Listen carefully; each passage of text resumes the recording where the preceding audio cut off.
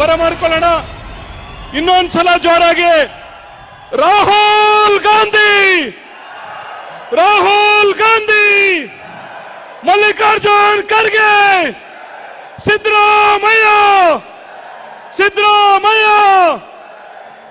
ಇನ್ನೂ ಸಲ ಜೋರಾಗಿ ನಾವು ನಮ್ಮ ನಾಯಕರುಗಳನ್ನು ಕೂಡ ಬರಮಾಡ್ಕೋಬೇಕಾಗಿ ತಮ್ಮಲ್ಲಿ ಕಳೆ ಕೇಳ್ಕೊಳ್ತಾ ಇದ್ದೀವಿ. बोलो डीके शिवकुमार की, बोलो डीके शिवकुमार की, बोलो डीके शिवकुमार की, बोलो कनकपुर वंडे डीके शिवकुमार की, बोलो डीके शिवकुमार की, बोलो डीके शिवकुमार की, बोलो डीके शिवकुमार की,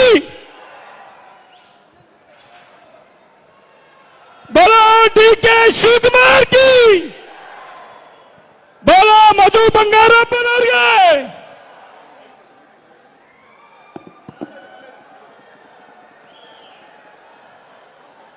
कनकपुर बंडे डीके शिवकुमार की, बोलो सिद्धरामैया की, बोलो डीके शिवकुमार की, कनकपुर बंडे डीके शिवकुमार की.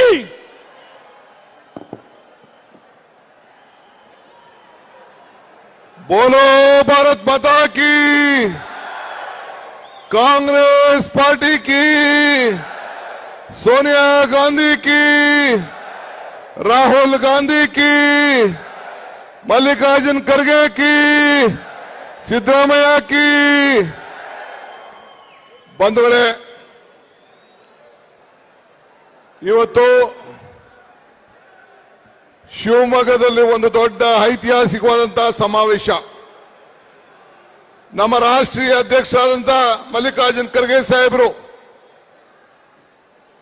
ತಮ್ಮನ್ನ ಉದ್ದೇಶಿಸಿ ಇವತ್ತು ಅವರ ಜೊತೆ ರಾಹುಲ್ ಗಾಂಧಿ ಅವರು, ಮುಖ್ಯಮಂತ್ರಿಗಳು, ನಾನು, ಎಲ್ಲ ಸುರ್ಜಿವಾಲ ಸಾಹೇಬರು ಎಲ್ಲ ಕೂಡ ಇಲ್ಲಿಗೆ ಬಂದಿದ್ದೇವೆ.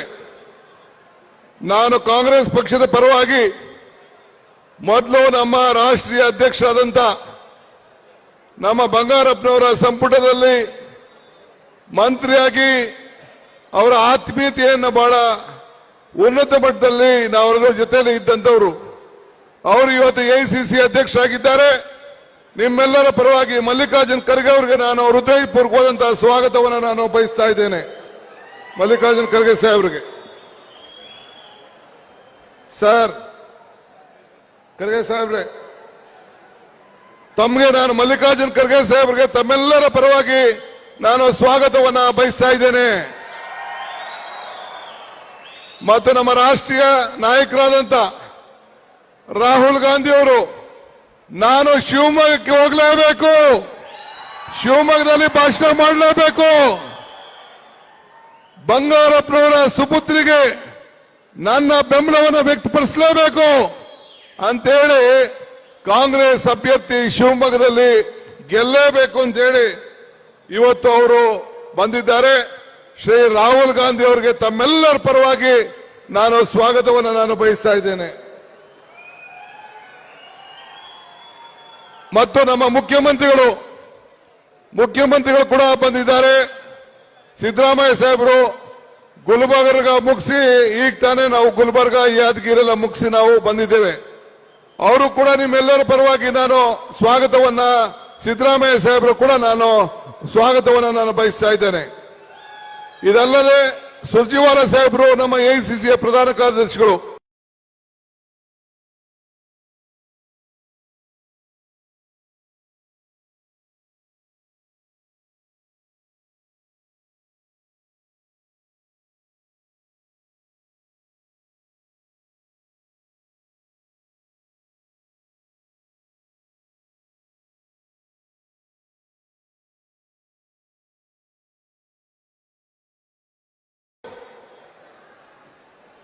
ತಮ್ಮನ್ನ ಉದ್ದೇಶಿಸಿ ಇವತ್ತು ಅವರ ಜೊತೆ ರಾಹುಲ್ ಗಾಂಧಿ ಅವರು, ಮುಖ್ಯಮಂತ್ರಿಗಳು, ನಾನು, ಎಲ್ಲ ಸುರ್ಜಿವಾಲ ಸಾಹೇಬರು ಎಲ್ಲ ಕೂಡ ಇಲ್ಲಿಗೆ ಬಂದಿದ್ದೇವೆ.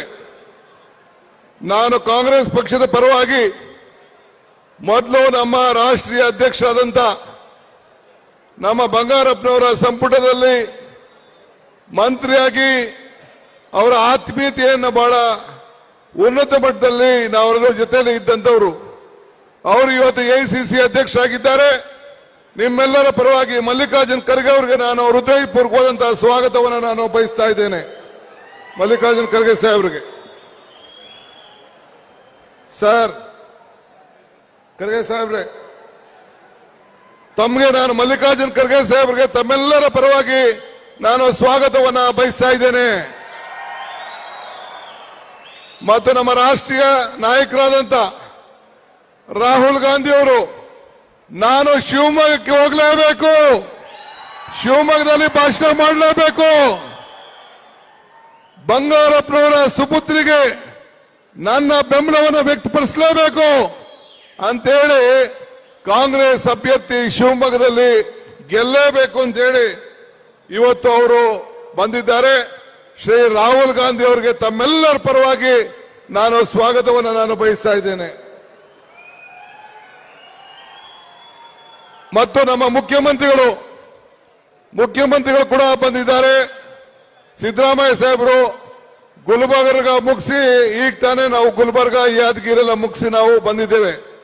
ಅವರು ಕೂಡ ನಿಮ್ಮೆಲ್ಲರ ಪರವಾಗಿ ನಾನು ಸ್ವಾಗತವನ್ನ, ಸಿದ್ದರಾಮಯ್ಯ ಸಾಹೇಬರು ಕೂಡ ನಾನು ಸ್ವಾಗತವನ್ನ ನಾನು ಬಯಸ್ತಾ ಇದ್ದೇನೆ. ಇದಲ್ಲದೆ ಸುರ್ಜಿವಾಲ ಸಾಹೇಬರು ನಮ್ಮ ಎಐಸಿಸಿಯ ಪ್ರಧಾನ ಕಾರ್ಯದರ್ಶಿಗಳು ಅವರು ಕೂಡ ಬಂದಿದ್ದಾರೆ. ಅವರು ಕೂಡ ಈ ಸಂದರ್ಭದಲ್ಲಿ ನಾನು ಸ್ವಾಗತವನ್ನು ಬಯಸ್ತಾ ಇದ್ದೇನೆ. ಇದಲ್ಲದೆ ನಮ್ಮ ಎಲ್ಲ ಮಂತ್ರಿಗಳು, ನಮ್ಮ ಕಾರ್ಯಾಧ್ಯಕ್ಷಗಳು, ನಮ್ಮ ಶಾಸಕ ಮಿತ್ರರು ವೇದಿಕೆಯಲ್ಲಿದ್ದಾರೆ. ಅವರು ಕೂಡ ನಾನು ಈ ಸಂದರ್ಭದಲ್ಲಿ ಎಲ್ಲರೂ ಕೂಡ ನಾನು ಸ್ವಾಗತವನ್ನು ಬಯಸಿ 1-2-3 ನಿಮಿಷ ನಾನು ಮಾತಾಡಲಿಕ್ಕೆ ಪ್ರಯತ್ನ ಮಾಡ್ತಾ ಇದ್ದೇನೆ. ಹೆಚ್ಚಿಗೆ ನಮ್ಮ ಸಮಯವನ್ನ ರಾಹುಲ್ ಗಾಂಧಿ ಅವರಿಗೆ, ಮುಖ್ಯಮಂತ್ರಿಗಳಿಗೆ ಮತ್ತು ನಮ್ಮ ಎಐಸಿಸಿ ಅಧ್ಯಕ್ಷರಂತ ಖರ್ಗೆ ಸಾಹೇಬರಿಗೆ ಅವಕಾಶವನ್ನು ಮಾಡಿಕೊಟ್ಟು ನಾನು ಹೇಳೋದು ಇಷ್ಟೇ. ಇವತ್ತು ನಮ್ಮ ಅಭ್ಯರ್ಥಿ ಹಿಂದೆ ಬಹುಶಃ ಮೊದಲಿಂದಲೂ ಕೂಡ ಈ ಒಂದು ನಾಡು, ಕುವೆಂಪುರವರ ನಾಡು, ಬಂಗಾರಪ್ಪನವರಿಗೆ ಆಶೀರ್ವಾದ ಮಾಡಿದಂತ ನಾಡಿದು ಕಾಂಗ್ರೆಸ್ ಪಕ್ಷದಿಂದ ಎಲ್ಲ ಕೂಡ ಇವತ್ತು ಎಲ್ಲ ವರ್ಗದ ಜನರಿಗೆ ಶಾಂತಿಯ ತೋಟ ಅಂತ ಹೇಳಿ ಕುವೆಂಪುರವರು ಏನ್ ನಾಡಿದ್ದಾರೆ ಅದಕ್ಕೆ ಒಂದು ಪವಿತ್ರವಾದಂತಹ ಭೂಮಿ. ಯುವಕರಿಗೆ ಇದೇ ಭೂಮಿಯಿಂದ ಮುಖ್ಯಮಂತ್ರಿಗಳ ಯುವ ನ್ಯಾಯವನ್ನು ಕೊಟ್ಟಂತಹ ಭೂಮಿ. 5 ಗ್ಯಾರಂಟಿಗಳನ್ನು ಇವತ್ತು ಕೊಟ್ಟು ನಿಮ್ಮೆಲ್ಲರೂ ಕೂಡ ಶಕ್ತಿಯನ್ನ ತುಂಬಿದೀವೋ ಇಲ್ವೋ? ಶಕ್ತಿ ಕೊಟ್ಟಿದ್ದೇವೋ ಇಲ್ಲೋ? 5 ಗ್ಯಾರಂಟಿ ತಪ್ಪಿದೆಯೋ ಇಲ್ಲೋ? ಎಲ್ಲರೂ ಕೂಡ ತಪ್ಪಿದೆ. ಇಷ್ಟಕ್ಕೆ ತಾವು ಹೇಳಕ್ಕೆ ನಾನು ಬಯಸ್ತಾ ಇದ್ದೀನಿ. ಹಿಂದೆ ನಾನು ಇವತ್ತು ಬೇರೆ ಪಕ್ಷದ ವಿಚಾರ ಇನ್ನೊಂದು ಇಲ್ಲಿ ಮುಖ್ಯ ಅಲ್ಲ. ನಾವು ಏನು ಮಾತು ಕೊಟ್ಟಿದ್ದೋ ಆ ಮಾತನ್ನು ಉಳಿಸಿದ್ದೇವೆ. ಆ ಮಾತನ್ನು ಉಳಿಸೋದ್ರಿಂದ ಇವತ್ತು ಜನ ಇಡೀ ರಾಜ್ಯದಲ್ಲಿ 28 ಸೀಟ್ಗೆ ಖಂಡಿತ 20 ಸೀಟನ್ನ ಗೆಲ್ತೀವಿ. ನಮ್ಮ ಎಲ್ಲ ವರದಿ ಪ್ರಕಾರ ಈ ಶಿವಮೊಗ್ಗ ಸೀಟು ಈ ಬಾರಿ ಕಾಂಗ್ರೆಸ್ ಸೀಟ್ ಆಗೇ ಆಗ್ತದೆ ಅನ್ನೋ ಆತ್ಮವಿಶ್ವಾಸ ಇವತ್ತು ಇದೆ. ಆದ್ರಿಂದ ತಾವೆಲ್ಲ ನಮ್ಮ ಅಭ್ಯರ್ಥಿಗೆ ಆಶೀರ್ವಾದನ ಮಾಡಬೇಕು. ನೀವೆಲ್ಲ ಮನೆಗೆ ಹೋಗಿ ನಾವು ಕೊಟ್ಟಂತ ಗ್ಯಾರಂಟಿಗಳನ್ನ ತಿಳಿಸಬೇಕು. ಎಐಸಿಸಿ ಅಧ್ಯಕ್ಷ ಅಂತ ಮಲ್ಲಿಕಾರ್ಜುನ್ ಖರ್ಗೆ ಸಾಹೇಬರು ಮತ್ತು ರಾಹುಲ್ ಗಾಂಧಿ ಅವರು, ನಾನು ಸಿದ್ದರಾಮಯ್ಯನವರು ಹೆಂಗೆ 5 ಗ್ಯಾರಂಟಿಗಳಿಗೆ ಸೈನ್ ಹಾಕಿ ನಿಮ್ಗೆ ಕೊಟ್ಟಿದ್ದೇವೆ, ಅದೇ ರೀತಿ ಅವರು ಕೂಡ ಗ್ಯಾರಂಟಿಯನ್ನ ಸೈನ್ ಹಾಕಿ ಕೊಟ್ಟಿದ್ದಾರೆ. ನೀವೆಲ್ಲ ಸೇರಿ ಹಸ್ತದ ಗುರುತಿಗೆ ಆಶೀರ್ವಾದ ಮಾಡಬೇಕು ಅಂತೇಳಿ ಪ್ರಾರ್ಥಿಸಿ ನನ್ನ ಮಾತನ್ನು ಮುಗಿಸ್ತೇನೆ. ಎಲ್ಲರಿಗೂ ನಮಸ್ಕಾರ.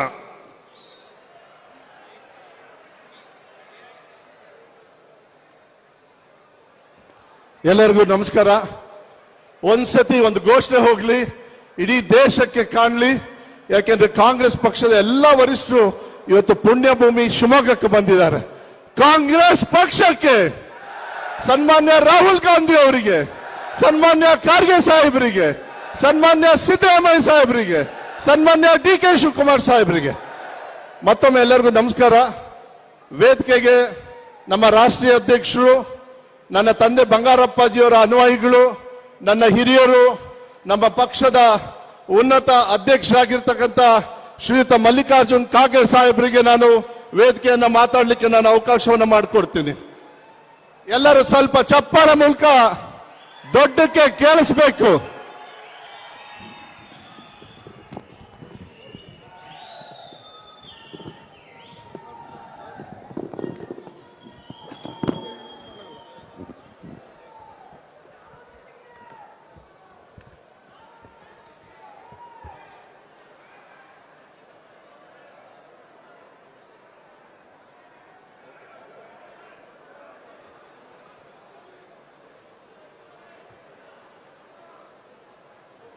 ನಮ್ಮ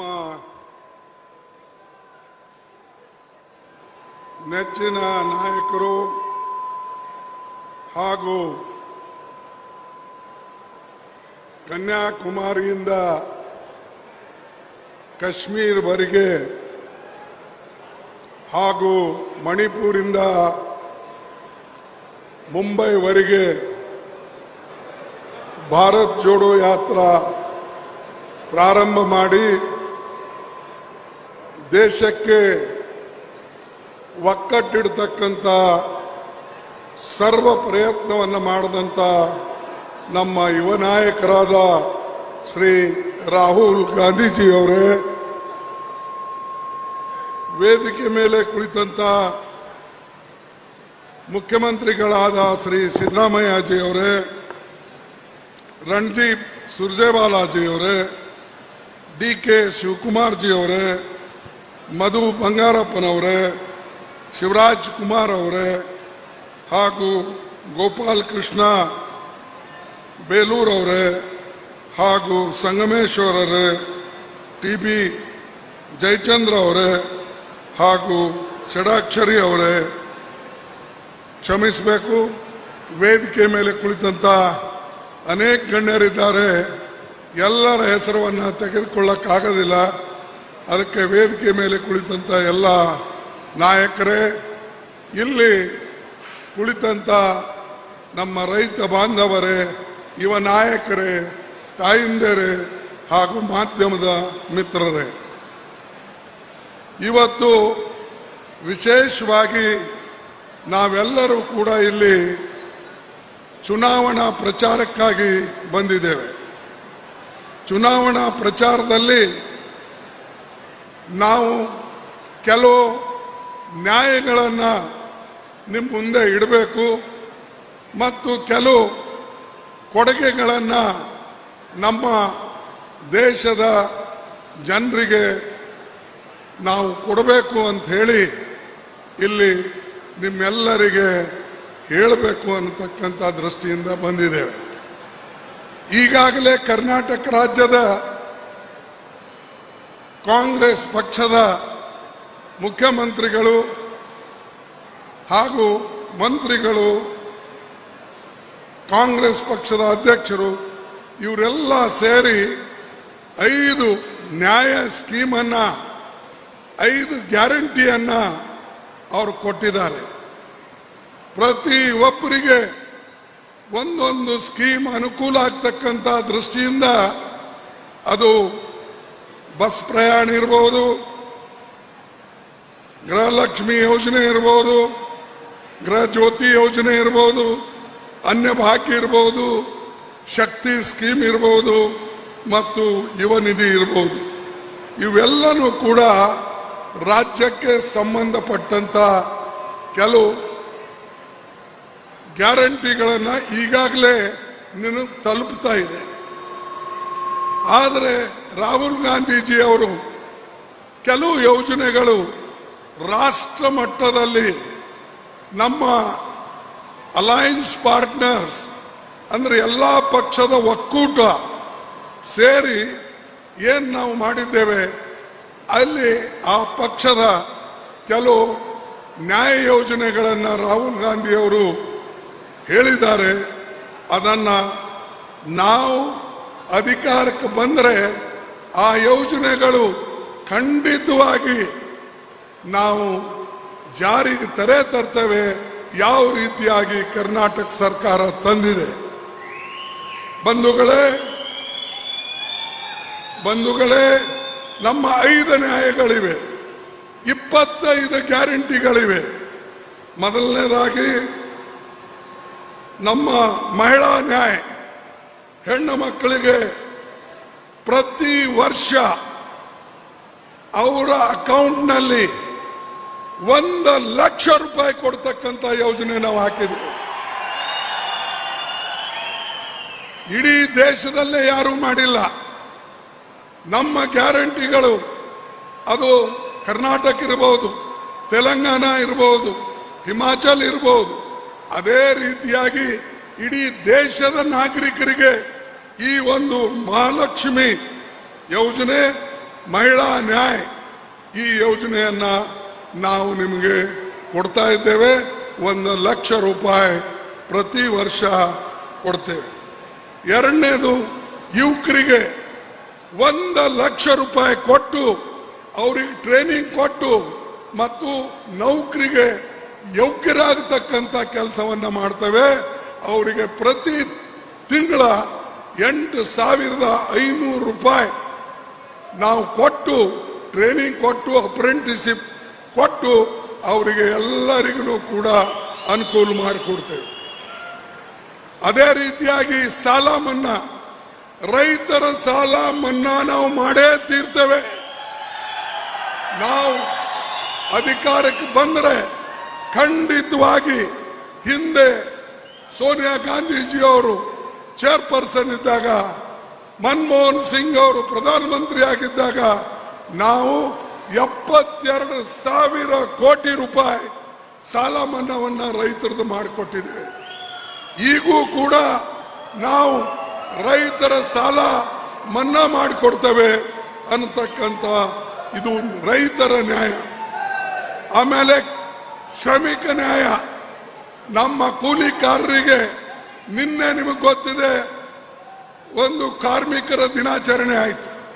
ಮೋದಿ ಒಂದು ಯೋಜನೆನೂ ಕೂಡ ಕಾರ್ಮಿಕರೇ ಘೋಷಣೆ ಮಾಡಲಿಲ್ಲ. ಆದರೆ ನಾವು ಕಾರ್ಮಿಕರಿಗೆ ಅನೇಕ ಕಾನೂನುಗಳು ಇವರೇನು ತೆಗೆದುಹಾಕಿದ್ದಾರೆ, ಆ ಕಾನೂನು ಪುನಃ ತಂದು ಬಡವರಿಗೆ ಸಹಾಯ ಮಾಡತಕ್ಕಂಥ ಕೆಲಸ ನಾವು ಮಾಡ್ತೇವೆ. ನರೇಗಾ ಯೋಜನೆಯಲ್ಲಿ ಈಗ ಕೊಡ್ತಕ್ಕಂಥ ಹಣ ಬಹಳ ಕಡಿಮೆ ಇದ್ದ ಕಾರಣ ನರೇಗಾ ಯೋಜನೆಯಲ್ಲಿ ಕನಿಷ್ಠ 400 ರೂಪಾಯಿ ನಾವು ಕೊಟ್ಟು ಮಹಿಳೆಯರಿಗಾಗಲಿ ಅಥವಾ ಗಂಡಸರಿಗಾಗಲಿ ಅದನ್ನು ನಾವು ಕೊಡ್ತೇವೆ. ಅವರಿಗೂ ಕೂಡ ನಾವು ರಕ್ಷಣೆ ಕೊಡ್ತೇವೆ. ಮತ್ತು ಇವರೇನು ಕೆಲವು ಕಾನೂನುಗಳನ್ನು ರದ್ದುಪಡಿಸಿದಾರೋ ಆ ಕಾನೂನು ನಾವು ತಂದು ಪುನಃ ರೈತರಿಗೆ, ನಮ್ಮ ಕೂಲಿಕಾರರಿಗೆ ಅನುಕೂಲ ಮಾಡಿಕೊಡ್ತೇವೆ ಅನ್ನತಕ್ಕಂಥ ಮಾತನ್ನು ನಾನು ನಿಮ್ಗೆ ಹೇಳ್ತೇನೆ. ಕೊನೆಯದಾಗಿ ಜಾತಿ ಗಣತಿ, ಇದರ ಬಗ್ಗೆ ಮೋದಿಯವರು ಬಹಳ ಭುಗುಲೆಬ್ಬಿಸಿದ್ದಾರೆ. ಎಲ್ಲ ಕಡೆ ಸುಮ್ಮನೆ ಹೋಗೋದು ಮತ್ತು ನನಗೆ ಅರ್ಥ ಆಗ್ತಾ ಇಲ್ಲ. ಶಿವಮೊಗ್ಗ ಇದು ಬುದ್ಧಿವಂತರ ಜಿಲ್ಲೆ, ಇದು ದಡ್ಡರ ಜಿಲ್ಲೆ ಅಲ್ಲ. ಈ ಜಿಲ್ಲೆ ಅಂದ್ರೆ ಇಡೀ ನಮ್ಮ ಕರ್ನಾಟಕ ರಾಜ್ಯದ ಜನ ಈ ಒಂದು ಜಿಲ್ಲೆಗೆ ನೋಡ್ತಾರೆ. ಯಾಕಂದ್ರೆ ಇಲ್ಲಿ ಅನೇಕ ಮೂವ್ಮೆಂಟ್ಗಳು ನಡೆದು, ಲ್ಯಾಂಡ್ ರಿಫಾರ್ಮ್ಸ್ ಇಲ್ಲಿ ನಡೀತು. ಭೂ ಸುಧಾರಣೆ ಕಾನೂನು ನಾವು ತಂದಾಗ, ಇಂದಿರಾ ಗಾಂಧೀಜಿ ಅವರು ತಂದಾಗ ಯಾರ್ದಾದ್ರೂ ಭೂಮಿ ಕಿತ್ತಿ ನಾವು ತೆಗೆದುಕೊಂಡಿದ್ದೇವ? ನಾವು ಭೂ ಸುಧಾರಣೆ ಕಾನೂನು ತಂದು ನ್ಯಾಯವಾಗಿ ಯಾರಿಗೆ ಕೊಡಬೇಕೋ ಆ ಕಾನೂನಿನ ಪ್ರಕಾರ ಕೊಟ್ಟಿದ್ದೇವೆ. ಇಲ್ಲಿ ಲಕ್ಷಾಂತರ ಜನ ಕಾಂಗ್ರೆಸ್ನಿಂದ ಲಾಭ ಪಡೆದವರಿದ್ದಾರೆ. ಅನೇಕ ಜನ ಟೆನೆಂಟ್ರು ಮಾಲೀಕರಾಗಿದ್ದಾರೆ. ಈ ಕೆಲಸ ನಾವು ಮಾಡಿದ್ದೇವೆ.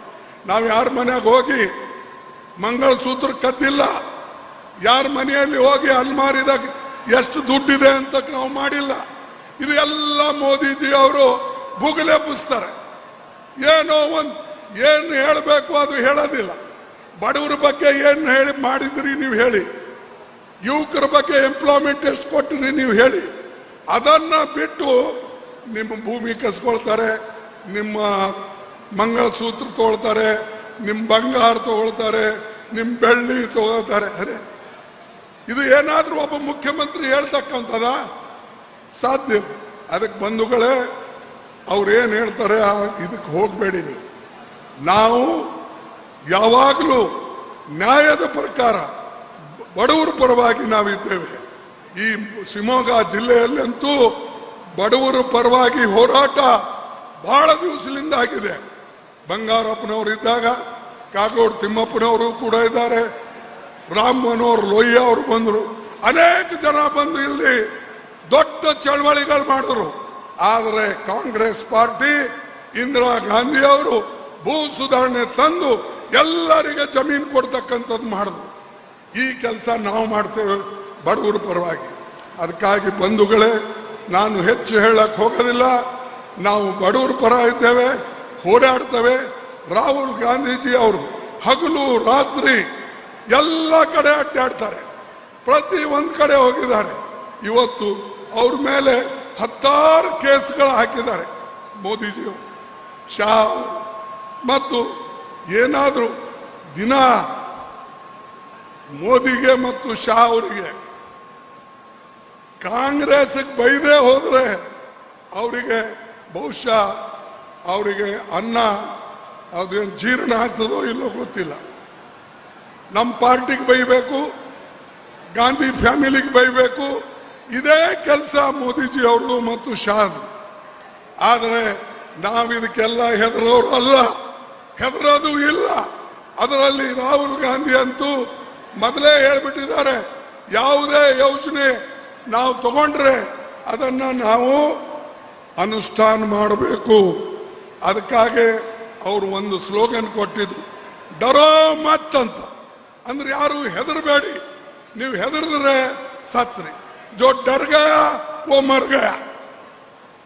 ಅದಕ್ಕೆ ನೀವು ಹೆದರಬೇಡಿ. ನಮ್ಮ ಜನರ ರಕ್ಷಣೆ ಮಾಡಬೇಕಾಗ್ಯದ, ವಿಶೇಷವಾಗಿ ನಮ್ಮ ಸಂವಿಧಾನ ರಕ್ಷಣೆ ಮಾಡಬೇಕು. ಆ ಸಂವಿಧಾನ ಇದೆ ಅಂತ ಹೇಳಿ ಇವತ್ತು ಮೋದಿ ಅವರು ಪ್ರಧಾನಮಂತ್ರಿ ಆಗಿದ್ದಾರೆ. ಆ ಸಂವಿಧಾನ ಇದೆ ಅಂತ ಹೇಳಿ ದಲಿತರು MLA ಆಗಿದ್ದಾರೆ, ಮಿನಿಸ್ಟರ್ ಆಗಿದ್ದಾರೆ, ಮತ್ತು ಅನೇಕ ಹೆಣ್ಣು ಮಕ್ಕಳು ಇವತ್ತು ಪಂಚಾಯಿತಿ ಚೇರ್ಮನ್ ಆಗಿದ್ದಾರೆ. ಅದು ರಾಜೀವ್ ಗಾಂಧಿ ಅವರಿಂದ. ಇದು ನೆನಪಿನಲ್ಲಿ ಇಟ್ಟುಕೊಂಡು ಈ ದೇಶದಲ್ಲಿ ಪ್ರಜಾಪ್ರಭುತ್ವ ಉಳಿಬೇಕು. ಆಮೇಲೆ ಬಾಬಾ ಸಾಹೇಬ್ ಅಂಬೇಡ್ಕರ್ ಅವರು ಬರೆದಂತ ಸಂವಿಧಾನದ ರಕ್ಷಣೆ ಮಾಡಬೇಕು. ಇದೇ ನಮ್ಮ ಗುರಿ. ಇದಕ್ಕಾಗಿ ನಾವು ಹೋರಾಟ ಮಾಡ್ತಾ ಇದ್ದೇವೆ.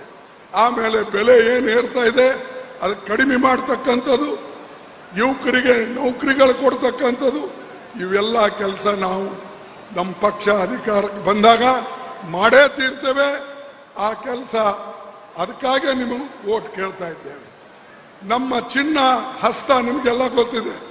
ಕಾಂಗ್ರೆಸ್ ಚಿನ್ನ ಏನು? ಯಾಕಪ್ಪ ಉಸಿರೇ ಇಲ್ಲ, ಊಟ ಮಾಡಿಲ್ಲ. ಕಾಂಗ್ರೆಸ್ ಚಿನ್ನ ಇದು ಎಲ್ಲ ನೀವು ನೆನಪಿನಲ್ಲಿ ಇಟ್ಟು ಹಸ್ತಕ್ಕೆ ಮತ ಕೊಡಿ ಮತ್ತು ಕಾಂಗ್ರೆಸ್ಗೆ ಹಾರಿಸ್ತನ್ನಿ. ಮುಂದಿನ ದಿನಗಳಲ್ಲಿ ನಾವೇನು ಈ ವಚನಗಳನ್ನು ಕೊಟ್ಟಿದ್ದೇವೆ ಇದ್ರ ಮೇಲೆ ರಾಹುಲ್ ಗಾಂಧೀಜಿ ಅವ್ರ ಸೈನ್ ಇದೆ, ನನ್ನ ಸೈನ್ ಇದೆ. ಈ ಗ್ಯಾರಂಟಿ ನಮ್ದು ಖಂಡಿತ. ಮೋದಿ ಗ್ಯಾರಂಟಿಗಳಲ್ಲ, ಸುಳ್ಳಾಡದೆ ಗ್ಯಾರಂಟಿ. ನಿಜ ಎಂದು ಹೇಳಲ್ಲ, ನಿಜ ಎಂದು ಹೇಳೋದಿಲ್ಲ. ಸುಳ್ಳಿನ ಗ್ಯಾರಂಟಿ ಮಾತ್ರ ಅವ್ರ ಬಲ್ಲಿ. ನಿಜ ಜನರಿಗೆ ಸಹಾಯ ಮಾಡೋದು ನಮ್ಮದು.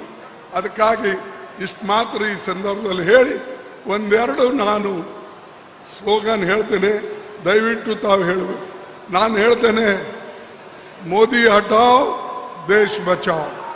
ಮೋದಿ ಹಟಾವ್, ಮೋದಿ ಹಟಾವ್, ಮೋದಿ ಹಟಾವ್. ಜೈ ಹಿಂದ್. ಯಾಕಪ್ಪ ಸಪ್ಪಗೆ ಜೈ ಹಿಂದ್ ಅಲ್ಲೂ? ಜೈ ಹಿಂದ್, ಜೈ ಹಿಂದ್, ಜೈ ಕಾಂಗ್ರೆಸ್. ನಮಸ್ಕಾರ, ನಿಮ್ಮೆಲ್ಲರಿಗೆ ವಂದನೆಗಳು. Thank you.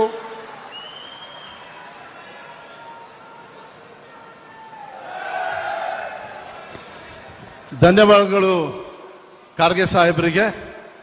ಇವಾಗ ನಿಮ್ಮೆಲ್ಲರ ಆಶೀರ್ವಾದವನ್ನು ಬೇಡಲಿಕ್ಕೆ ನಿಮ್ಮೆಲ್ಲರ ಪ್ರೀತಿಯ ಶಿವಣ್ಣವರು ಒಂದೆರಡು ಮಾತಾಡಬೇಕು. ನೀವು ಕೈ ಎತ್ತಿ ಅವರಿಗೆ ಆಶೀರ್ವಾದ ಮಾಡಬೇಕು ಅಂತ ಹೇಳಿ ತಮ್ಮಲ್ಲಿ ಕೇಳ್ಕೊಳ್ಳಿಕ್ಕೆ ಇಷ್ಟಪಡ್ತೀನಿ. ಶಿವಣ್ಣವರು ಆಶೀರ್ವಾದ ಪಡಿಲಿಕ್ಕೆ ಬರಬೇಕು ಅಂತೇಳಿ ವೇದಿಕೆಗೆ ಕೂಗ್ತೀನಿ.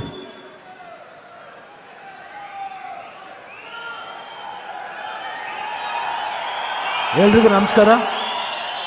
ನನಗೆ ಇವತ್ತು ಭಾಳ ಖುಷಿ ಆಗ್ತಿದೆ, ಯಾಕಂದರೆ ಇಂಥ ಮಹಾನ್ ವ್ಯಕ್ತಿಯರ ಜೊತೆ ನಾನು ದುನಿಯಾ ವಿಜಯ್ ಅವರು ಸ್ಟೇಜ್ ಮಾಡ್ತಿರೋದು ನಮ್ಗೆ ಭಾಳ ಖುಷಿಯಾದ ವಿಷಯ. ಇದು 2ನೇ ಬಾರಿ ರಾಹುಲ್ ಗಾಂಧಿಯವರು, ಸಿದ್ದರಾಮಯ್ಯವರು, ಮಲ್ಲಿಕಾರ್ಜುನ್ ಖರ್ಗೆ ಅವರು, DK ಶಿವಕುಮಾರ್, ಸುರ್ಜೇವಾಲಾ ಅವರು, ಗೋಪಾಲಕೃಷ್ಣ ಅವರು, ಆಮೇಲೆ ನಮ್ಮ ಸಂಗಮೇಶ್ವರ್ ಅವರು ಹಾಗೂ ಸಾಕಷ್ಟು ಜನ ಇಲ್ಲಿ ಬಂದಿದ್ದಾರೆ. ನನಗೆ ಭಾಳ ಹೆಮ್ಮೆ ಅನಿಸುತ್ತೆ. ನಾನು ಯಾವಾಗಲೂ ಹೇಳ್ತಾ ಇರ್ತೀನಿ, ಓದ್ ಸಮಾರಂಭದಲ್ಲಿ ಹೇಳಿದ್ದೆ, ನಾನು ರಾಹುಲ್ ಗಾಂಧಿ ಅವ್ರ ದೊಡ್ಡ ಅಭಿಮಾನಿ ಅಂತ. ನಾನು ಅವ್ರ ಅಭಿಮಾನಿ ಯಾಕಂದ್ರೆ ಅವ್ರ ಫಿಟ್ನೆಸ್ನ ಅಭಿಮಾನಿ, ಅವ್ರ ಮನುಷ್ಯತ್ವನ ಅಭಿಮಾನಿ. ಯಾಕಂದ್ರೆ ಯಾವ ಮನುಷ್ಯ ಫಿಟ್ ಆಗಿರ್ತಾನೋ ಅವನು ಖಂಡಿತ ದೇಶನೂ ಫಿಟ್ ಆಗಿ ಇಟ್ಕೊಂಡಿರ್ತಾನೆ ಹಾಗೂ ಸ್ಟ್ರಿಕ್ಟ್ ಆಗಿ ಇಟ್ಕೊಂಡಿರ್ತಾನೆ. ಇಷ್ಟು ಹೇಳ್ತಾ ದಯವಿಟ್ಟು ತಮ್ಗಳ ಆಶೀರ್ವಾದ ಕಾಂಗ್ರೆಸ್ ಅಭ್ಯರ್ಥಿ ಮೇಲೆ ಇರಲಿ ಅಂತ ಕೇಳ್ಕೊಂಡು ನಾನು ಮಾತನ್ನ ಮುಗಿಸ್ತೀನಿ. ಜೈ ಹಿಂದ್, ಜೈ ಕರ್ನಾಟಕ ಮಾತು. ಮತ್ತೊಮ್ಮೆ ಒಂದ್ಸತಿ ಕೈ ಎತ್ತಿ ಶಿವಣ್ಣ ಅವರಿಗೆ ಆಶೀರ್ವಾದ ಮಾಡ್ತೀವಿ ಅಂತ ಎಲ್ಲರೂ ಕೈ ಎತ್ತಿ. ತುಂಬಾ ಧನ್ಯವಾದಗಳು. ಇವಾಗ ನಾವೆಲ್ಲ ಕಾಯ್ತಾ ಇರತಕ್ಕಂತ ಒಂದು ಈ ಪುಣ್ಯ ಭೂಮಿಯಲ್ಲಿ ಶಿವಮೊಗ್ಗದಿಂದ ಇಡೀ ದೇಶಕ್ಕೆ, ಬರೀ ಇಲ್ಲಿಗಲ್ಲ ಇಡೀ ದೇಶಕ್ಕೆ ಸಂದೇಶವನ್ನ ಕೊಡ್ತಕ್ಕಂಥ ನಮ್ಮೆಲ್ಲರ ಪ್ರೀತಿಯ ಅಣ್ಣನ ಸಮಾನರಾಗಿರ್ತಕ್ಕಂಥ ಈ ದೇಶವನ್ನ ಕನ್ಯಾಕುಮಾರಿಯಿಂದ ಕಾಶ್ಮೀರವರೆಗೂ ಒಂದುಗೂಡಿಸ್ತಕ್ಕಂಥ ಪಾದಯಾತ್ರೆ ಮಾಡಿರ್ತಕ್ಕಂಥ ಮಹಾನ್ ವ್ಯಕ್ತಿ ರಾಹುಲ್ ಗಾಂಧಿ ಅವರಿಗೆ ಮಾತಾಡ್ಲಿಕ್ಕೆ ನಾನು ಅವಕಾಶವನ್ನ ಮಾಡಿಕೊಡ್ತೀನಿ.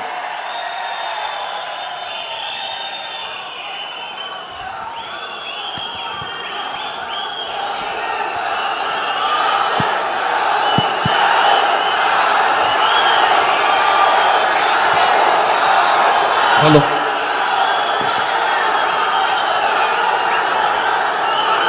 मल्लिकार्जुन खड़गे जी, सिद्धरमैया जी, रणदीप सुरजेवाला जी, डीके शिवकुमार जी, मधु बंगारप्पा जी, शिवराज कुमार जी, गोपाला कृष्णन जी, संगमेश्वरा जी, जयचंद्रा जी, सदाक्षरी जी, हमारे स्टेज पे वरिष्ठ नेता, पार्टी के हमारे कार्यकर्ता, बब्बर शेर,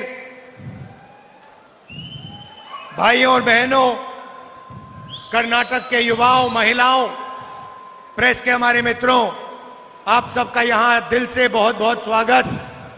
बहुत गर्मी है, आप दूर दूर से आए, मेरी बात सुनने आए, दिल से आपका धन्यवाद करता हूं। ಎಲ್ಲ ವೇದಿಕೆ ಮೇಲೆ ಇರ್ತಕ್ಕಂಥ ಗಣ್ಯರಿಗೆ, ಮಾಧ್ಯಮ ಮಿತ್ರರಿಗೆ, ಇಷ್ಟೊಂದು ಬಿಸಿಲಿದ್ರು ಕೂಡ ನೀವೆಲ್ಲ ಬಂದಿದ್ದೀರಿ, ನಿಮಗೆ ಧನ್ಯವಾದಗಳನ್ನ ಹೇಳ್ತೀನಿ. ये चुनाव पहला चुनाव है जहां बीजेपी के नेताओं ने साफ कह दिया है कि वो हिंदुस्तान के कॉन्स्टिट्यूशन को, संविधान को बदलना चाहते हैं, खत्म करना चाहते हैं। ಇವತ್ತು ಬಿಜೆಪಿಯವರು ಸಂವಿಧಾನವನ್ನ ತೆಗಿಬೇಕು ಅಂತಕ್ಕಂಥ ನಿಟ್ಟಿನ ಮೇಲೆ ಇವತ್ತು ಈ ಚುನಾವಣೆ ನಡೀತಾ ಇದೆ. एक तरफ कांग्रेस पार्टी जो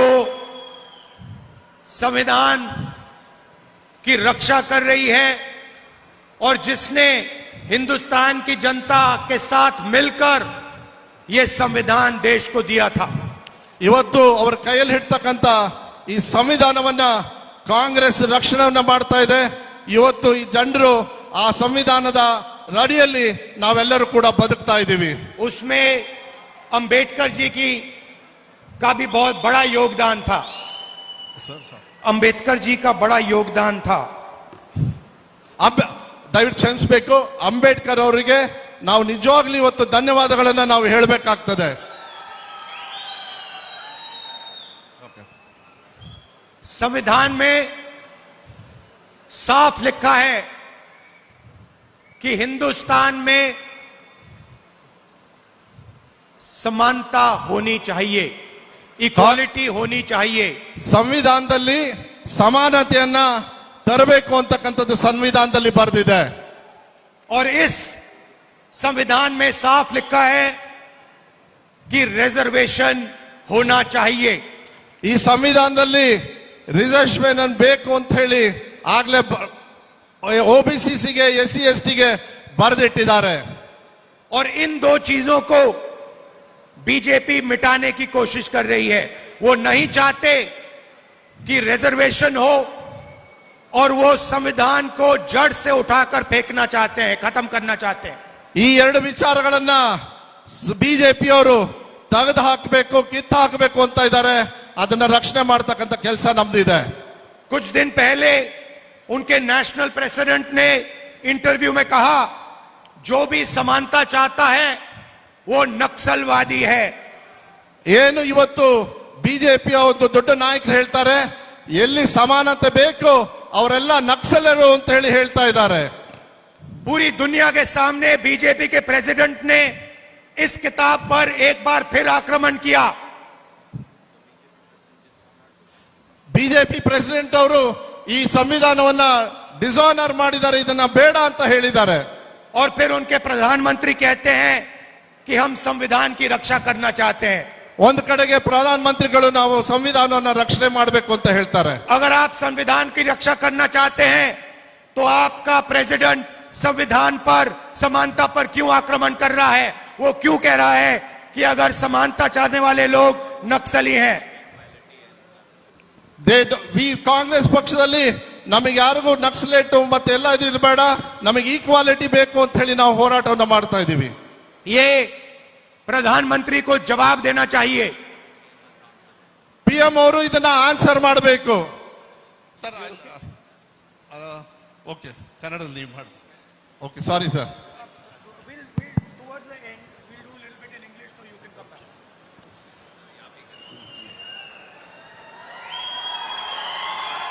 तो बीजेपी के प्रेसिडेंट ने फिर से इस कॉन्स्टिट्यूशन पर आक्रमण किया. ಬಿಜೆಪಿನವರು ಮತ್ತೆ ಒಂದ್ಸತಿ ನಮ್ಮ ಸಂವಿಧಾನವನ್ನು ಮತ್ತೆ ತಿರ್ಚಲಿಕ್ಕೆ ನೋಡ್ತಿದ್ದಾರೆ. वो सारे लोगों को कह रहा है, अगर दलित समानता चाहते हैं, अगर ओबीसी समानता चाहते हैं, अगर आदिवासी समानता चाहते हैं तो वो नक्सलवादी हैं. ನಾವು ಕಾಂಗ್ರೆಸ್ ಪಕ್ಷದಿಂದ OBC ಬಗ್ಗೆ, ನಮ್ಮ ದಲಿತರ ಬಗ್ಗೆ, ಆದಿವಾಸಿ ಬಗ್ಗೆ ಮಾತನಾಡಿದ್ರೆ ನಮ್ಗೆ ಇವರು ನಕ್ಸಲ್ವಾದಿ ಅಂತ ಹೇಳ್ತಿದ್ದಾರೆ. इससे बड़ा कॉन्स्टिट्यूशन पर आक्रमण नहीं हो सकता है. ಇದರಿಂದ ಹೆಚ್ಚಾಗಿ ಸಂವಿಧಾನದ ಮೇಲೆ ಆಚರಣೆ ಮಾಡಲಿಕ್ಕೆ ಅವಕಾಶ ಇಲ್ಲ. बीजेपी के प्रेसिडेंट को एकदम इस्तीफा देना चाहिए और प्रधानमंत्री को देश के दलितों से, पिछड़ों से, आदिवासियों से माफी मांगनी चाहिए कि उनके प्रेसिडेंट ने कॉन्स्टिट्यूशन पर आक्रमण किया. ರಾಷ್ಟ್ರದ ಪ್ರಧಾನ ಮಂತ್ರಿ ಅವರಿಗೆ ಬಿಜೆಪಿ ಅವರ ಅಧ್ಯಕ್ಷರಾಗಿರ್ತಕ್ಕಂಥ JB ನಡ್ಡಾ ಅವರು ಇವತ್ತಿನ ದಿವಸ ಈ ಸಂವಿಧಾನದ ಬಗ್ಗೆ ಅವಮಾನವನ್ನು ಮಾಡಿದ್ದಾರೆ. ಅದಕ್ಕಾಗಿ ದೇಶದ ಜನತೆ ಮುಂದೆ ಅವ್ರಿಗೆ ಅಪಾಲಜಿ ಮಾಡಬೇಕು ಅಂತ ಹೇಳ್ಬಿಟ್ಟು ನಾನು ಘೋಷಣೆ ಮಾಡ್ತಾ ಇದ್ದೀನಿ. और प्रधानमंत्री को कर्नाटक की जनता से और हिंदुस्तान की हर माता बहन से भी माफी मांगनी होगी. ಪ್ರಧಾನಮಂತ್ರಿ ಅವರಿಗೆ, ನರೇಂದ್ರ ಮೋದಿ ಅವರಿಗೆ, ರಾಷ್ಟ್ರದಲ್ಲಿ ವಾಸ ಮಾಡ್ತಕ್ಕಂಥ ಪ್ರತಿಯೊಬ್ಬರು ತಾಯಿಂದ್ರಿಗೆ, ಅಕ್ಕಂದ್ರಿಗೆ ಎಲ್ಲರಿಗೂ ಸಹ ಈ ಒಂದು ಸಂವಿಧಾನದ ಬಗ್ಗೆ ಮಾತನಾಡಿರ್ತಕ್ಕಂಥದ್ ಬಗ್ಗೆ ಅಪಾಲಜಿ ಮಾಡಬೇಕು ಅಂತ ಹೇಳ್ತಾ ಇದ್ದೀನಿ. प्रज्वल रवन्ना 400 महिलाओं का रेप करता है. प्रज्वल रवन्ना 400 महिलाओं का रेप करता है, वीडियो बनाता है. ಪ್ರಜ್ವಲ್ ರೇವಣ್ಣ ಅವರು ಸುಮಾರು 400 ಜನ ಹೆಣ್ಮಕ್ಕಳ ಜೊತೆಗೆ ನೋಡಿರ್ತಕ್ಕಂಥದ್ದು ಇಡೀ ದೇಶಕ್ಕೆ ಗೊತ್ತಿದೆ, ನೀವೆಲ್ಲ ನೋಡಿದಿರಿ. ये सेक्स स्कैंडल नहीं है, इसको मैस रेप कहा जाता है.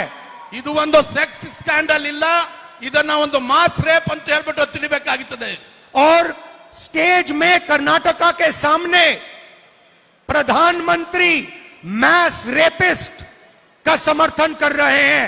वो कर्नाटका को कह रहे हैं कि अगर आपने इस रेपिस्ट को वोट दिया तो मेरी मदद होगी.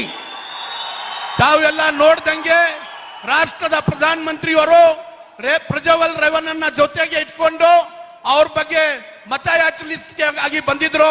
ಅವರು ಪ್ರಜ್ವಲ್ ರೇವಣ್ಣಗೆ ತಾವು ತಮ್ಮ ಮತವನ್ನು ಕೊಟ್ರೆ ನನ್ಗೆ ವೋಟ್ ಮಾಡ್ದಂಗೆ ಆಗ್ತದೆ ಅಂತ ಹೇಳ್ಬಿಟ್ಟು ಘೋಷಣೆಯನ್ನು ಮಾಡಿದ್ರು. और कर्नाटका की हर महिला को मालूम होना चाहिए कि जब प्रधानमंत्री आपसे वोट मांग रहे थे तो उनको मालूम था प्रज्वल रवन्ना ने क्या किया था. ಯಾವಾಗ ನರೇಂದ್ರ ಮೋದಿ ಅವರು ಬಂದು ಪ್ರಜ್ವಲ್ ರೇವಣ್ಣದು ಪ್ರಕಾರ ಮತಯಾಚಿಸ್ಲಿಕ್ಕೆ ಬಂದಿದ್ರು, ಇಡೀ ಸಮಾಜಕ್ಕೆ ಗೊತ್ತಾಗ್ಬೇಕು ಪ್ರತ್ಯೇಕವಾಗಿ ಮಹಿಳೆಯರಿಗೆ ಗೊತ್ತಾಗಬೇಕು. ಆವಾಗ ಪ್ರಧಾನ ಮಂತ್ರಿಗೆ ಅವ್ರು ಮಾಡಿರ್ತಕ್ಕಂಥ ಕೃತ್ಯ ಗೊತ್ತಿತ್ತು. बीजेपी को हर नेता को मालूम था कि प्रज्वल रवन्ना मैस रेपिस्ट है, तब भी उन्होंने उसका समर्थन दिया और अलायंस किया. ಬಿಜೆಪಿನವ್ರಿಗೆ ಮತ್ತೆ ಬಿಜೆಪಿನವರ ಮುಖಂಡರುಗಳಿಗೆ ಪ್ರತಿಯೊಬ್ಬರಿಗೂ ಗೊತ್ತು ಪ್ರಜ್ವಲ್ ರೇವಣ್ಣ ಒಂದು ಮಾಸ್ ರೇಪಿಸ್ಟ್ ಆಗಿದ್ರು ಸಹ ಆತನಿಗೂ ಮತ್ತೆ ಅವನಿಗೆ ಹಾಸನ್ ಕ್ಷೇತ್ರದಿಂದ ಕೊಟ್ಟರು. प्रधानमंत्री को हिंदुस्तान की हर महिला से माफी मांगनी चाहिए कि उन्होंने एक मैस रेपिस्ट को अपने स्टेज पर लाकर उसको समर्थन देने की बात की आपसे. ಪ್ರಧಾನಮಂತ್ರಿ ನರೇಂದ್ರ ಮೋದಿ ಅವರಿಗೆ ಇಡೀ ದೇಶಕ್ಕೆ ಇವತ್ತಿನ ದಿವಸ ಅಪಾಲಜಿ ಮಾಡಬೇಕಾಗ್ತದೆ. ಕಾರಣ ಅವ್ರನ್ನ ಪ್ರಜ್ವಲ್ ರೇವಣ್ಣ ಅವ್ರನ್ನ ಜೊತೆಯಲ್ಲಿ ಇಟ್ಕೊಂಡು ಅವ್ರ ಜೊತೆಯಲ್ಲಿ ಒಂದು ವೇದಿಕೆಯಿಂದ ಅವರು ಪ್ರಚಾರವನ್ನು ಮಾಡಿದ್ದಾರೆ. हिंदुस्तान के प्रधानमंत्री ने हिंदुस्तान की हर महिला का अपमान किया है. ರಾಷ್ಟ್ರದ ಪ್ರಧಾನಮಂತ್ರಿಗಳು ಕೇವಲ ಇದು ಹಾಸನ್ ಮಾತ್ರ ಅಲ್ಲ, ಕೇರಳ ಇದು ಕರ್ನಾಟಕ ಮಾತ್ರ ಇಲ್ಲ, ಇಡೀ ರಾಷ್ಟ್ರದಲ್ಲಿ ಇರ್ತಕ್ಕಂಥ ಮಹಿಳೆಯರಾಗ ಮಾಡಿದ್ದಾರೆ. और इसके लिए प्रधानमंत्री को, अमित शाह को और बीजेपी के हर नेता को देश की महिलाओं से, माताओं बहनों से हाथ जोड़कर सिर झुकाकर माफी मांगनी चाहिए. ಇಡೀ ರಾಷ್ಟ್ರ ಪ್ರಧಾನಮಂತ್ರಿಯವರು, ರಾಷ್ಟ್ರದ ಗೃಹ ಮಂತ್ರಿ ಅಮಿತ್ ಶಾ ಅವರು ಈ ಒಂದು ಘಟನೆಗಾಗಿ ಇಡೀ ರಾಷ್ಟ್ರದಲ್ಲಿ ಇರ್ತಕ್ಕಂಥ ಎಲ್ಲ ಮಹಿಳೆಯರಿಗೆ ತಲೆಬಾಗಿ ಅವರ ಅಪಾಲಜಿ ಕೇಳಬೇಕಾಗ್ತದೆ. दुनिया के किसी भी लीडर ने ऐसा काम पहले नहीं किया होगा. ಇಡೀ ಜಗತ್ತಲ್ಲಿ ಇವತ್ತಿನ ದಿವಸ ಈ ರೀತಿ ಒಂದು ಘಟನೆ ನಾವು ಯಾವತ್ತೂ ನೋಡಲಿಲ್ಲ, ನೋಡೋದು ಇಲ್ಲ. पूरे दुनिया में ये खबर फैली है कि हिंदुस्तान के प्रधानमंत्री ने मैस रेपिस्ट के लिए वोट मांगा है. ಇಡೀ ಜಗತ್ತಲ್ಲಿ ಇವತ್ತಿನ ದಿವಸ ಚರ್ಚೆ ಆಗ್ತಾ ಇದೆ. ರಾಷ್ಟ್ರದ ಪ್ರಧಾನಮಂತ್ರಿಯವರು ಒಬ್ಬ ಮಾಸ್ ರೇಪಿಸ್ಟ್ ಜೊತೆಗೆ ನಿಂತ್ಕೊಂಡು ಅವನ ಎಲ್ಲಾ ರೀತಿಯ ಸಹಕಾರವನ್ನು ಕೊಟ್ಟು ಮತ ಯಾಚಿಸಲಿಕ್ಕೆ ಅವ್ರ ಕ್ಷೇತ್ರಕ್ಕೆ ಹೋಗಿದ್ದಾರೆ. ये बीजेपी की विचारधारा है. ಇದೇ ಬಿಜೆಪಿನವ್ರದ್ದು ವಿಚಾರಧಾರ ಇದೆ. अलायंस की जरूरत थी, सत्ता चाहते हैं तो कुछ भी करने को तैयार है. ಅವರು ಗೆಲ್ಬೇಕು ಅಂತ ಹೇಳಿ ಅಲಯನ್ಸ್ ಮಾಡಿಕೊಂಡು ರಾಷ್ಟ್ರದಲ್ಲಿ ಇರ್ತಕ್ಕಂಥ ಅಧಿಕಾರವನ್ನು ಪಡೆಯೋದಕ್ಕಾಗಿ ಏನ್ ಮಾಡ್ಲಿಕ್ಕೂ ತಯಾರಾಗಿದ್ದಾರೆ. आप सोचिए, हिंदुस्तान का प्रधानमंत्री पूरी दुनिया के सामने मैस रेपिस्ट के लिए वोट मांग रहा है. ನೀವು ಯೋಚನೆ ಮಾಡಿ ನೋಡಿ, ರಾಷ್ಟ್ರದ ಪ್ರಧಾನಮಂತ್ರಿಗಳು ಇಡೀ ಜಗತ್ ಮುಂದೆ ಒಬ್ಬ ಮಾಸ್ ರೇಪಿಸ್ಟ್ ಗಾಗಿ ಮತ ಯಾಚಿಸಲಿಕ್ಕೆ ಬಂದಿದ್ದಾರೆ. सत्ता के लिए कुछ भी कर सकते हैं. ಅಧಿಕಾರಕ್ಕಾಗಿ ಏನ್ ಮಾಡ್ಲಿಕ್ಕೂ ತಯಾರಾಗಿದ್ದಾರೆ. पिछले 10 साल 22 लोगों के लिए इन्होंने काम किया. 10 ವರ್ಷದಿಂದ ಅವ್ರು ಯಾರಿಗಾದ್ರೂ ಕೆಲಸ ಮಾಡಿದ್ದಾರೆ? ಕೇವಲ ಒಂದು 22 ಮಂದಿಗಾಗಿ ಕೆಲಸ ಮಾಡಿದ್ದಾರೆ.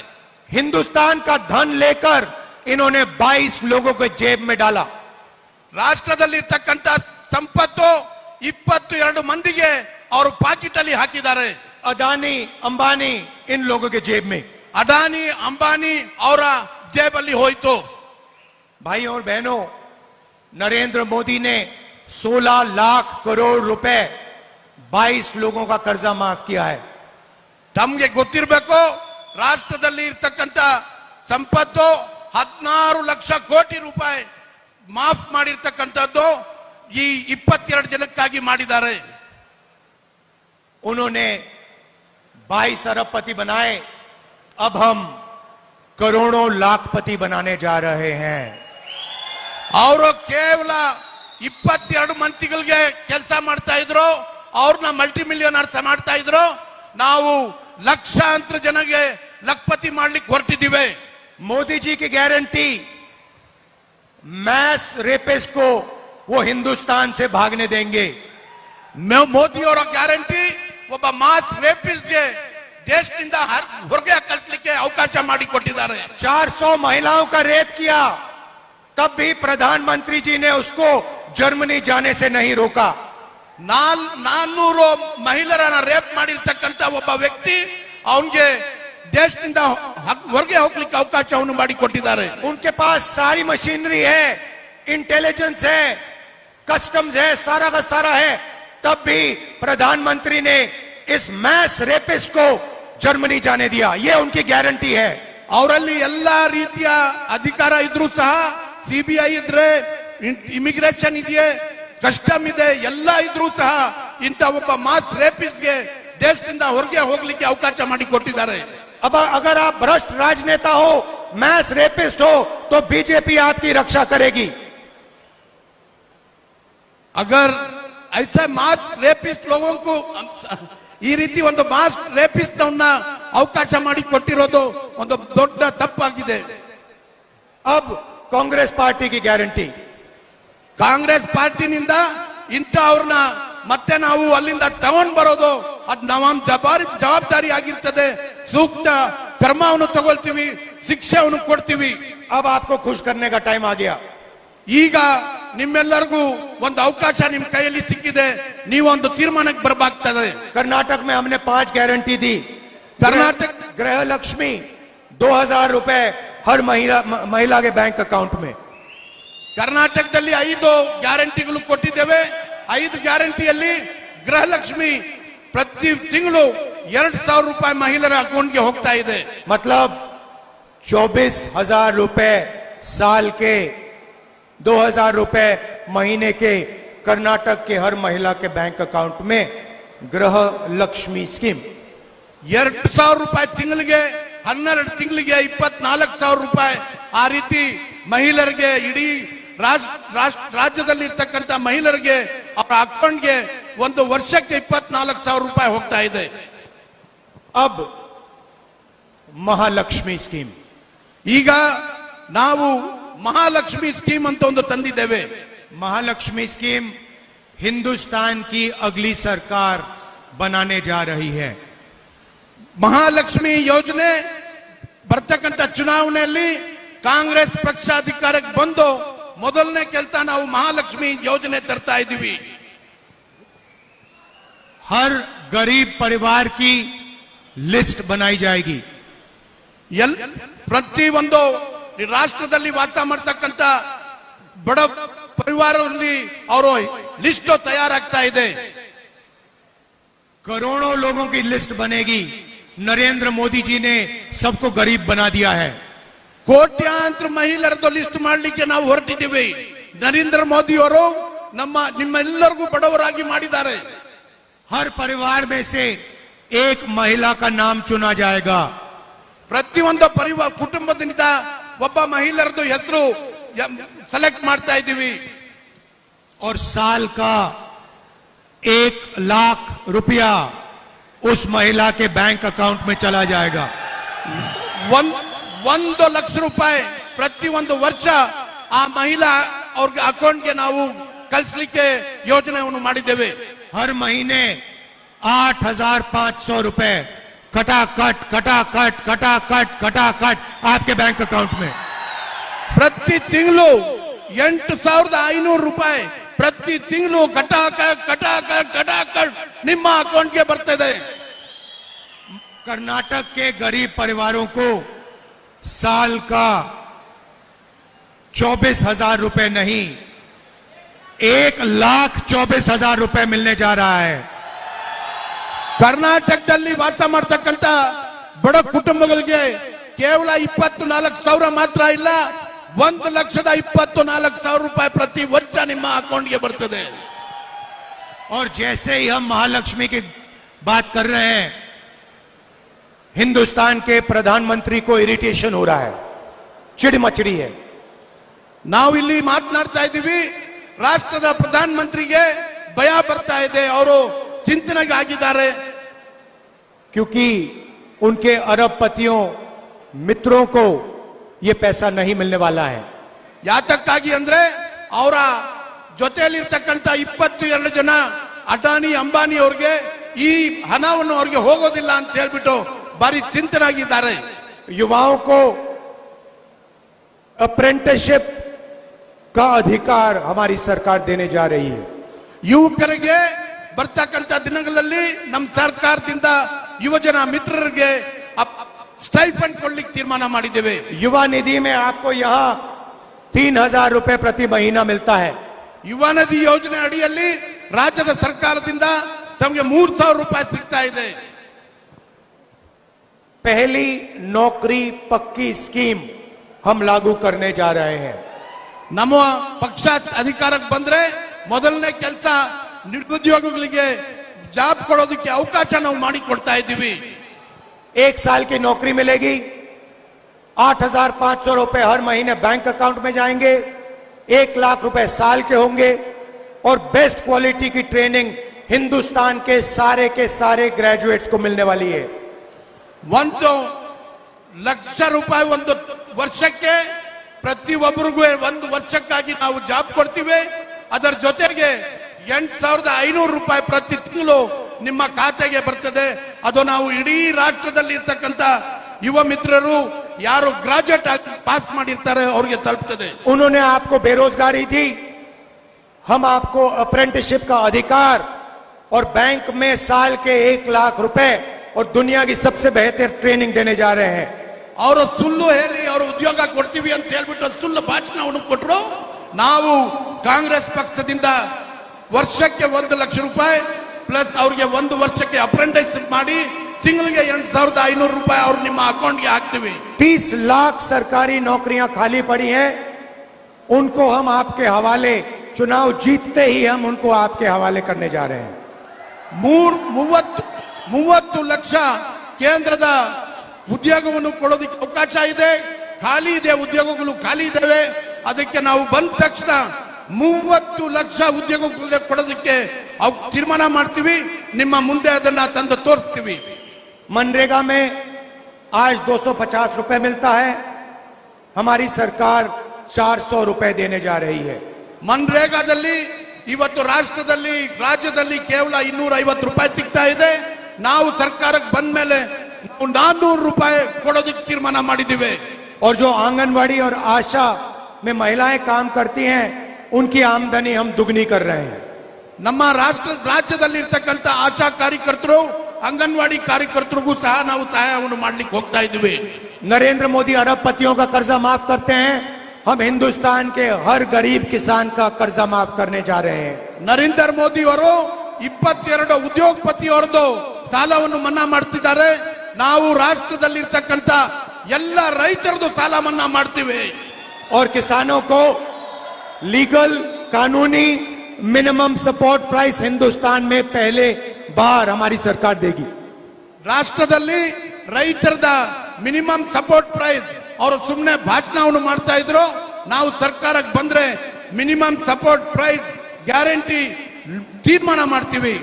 जो भी आपके लिए, गरीबों के लिए हुआ है, किसानों के लिए हुआ है, मजदूरों के लिए आजादी के बाद किया गया है, ये colleges, schools, universities, public sector, ये सारा का सारा कॉन्स्टिट्यूशन के कारण बना है. अगर बीजेपी के लोग इसको खत्म कर देंगे तो गरीबों को हिंदुस्तान में कुछ नहीं मिलने वाला है. आपकी जमीन चले जाएगी, आपका कोई भविष्य नहीं होगा. ರಾಷ್ಟ್ರದಲ್ಲಿ ಇವತ್ತಿನ ದಿವಸ ಯೂನಿವರ್ಸಿಟಿಗಳು ಆಗ್ಬೋದು, ಇನ್ಸ್ಟಿಟ್ಯೂಷನ್ಸ್ಗಳು ಆಗ್ಬೋದು, ಅಂತದೆಲ್ಲ ಖಾಸೀಕರಣವನ್ನು ಮಾಡ್ಲಿಕ್ಕೆ ಹೊರಟಿದ್ದಾರೆ. ಇದು ನಮ್ಮ ಸಂವಿಧಾನದಲ್ಲಿ ರಕ್ಷಣೆ ಕೊಟ್ಟಿರ್ತಕ್ಕಂಥ ಸಮಾಜಗಳಿಗೆ ಇವತ್ತಿನ ದಿವಸ ನಾವು ಈ ಸಂವಿಧಾನವನ್ನು ರಕ್ಷಣೆ ಮಾಡದೇ ಇದ್ರೆ ನಿಮ್ಮ ಜಮೀನು ಸಹ ಅವರು ತಗೊಳ್ಳೋದಕ್ಕೆ ಅವಕಾಶವನ್ನು ಮಾಡ್ತಿದ್ದಾರೆ. अगर दलितों को, आदिवासियों को, पिछड़ों को, गरीब जनरल कास्ट के लोगों को कुछ मिलता है, अधिकार मिलते हैं, तो इस किताब के कारण मिलते हैं. इसके लिए पूरा देश लड़ना चाहिए. बीजेपी के और आरएसएस के खिलाफ लड़ना चाहिए, एक साथ लड़ना चाहिए.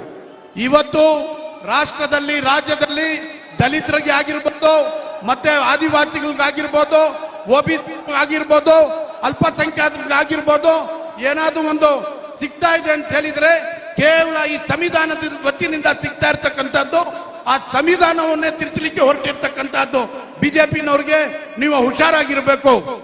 मैं आपका सबका दिल से धन्यवाद करता हूं. जय हिंद, जय कर्नाटका.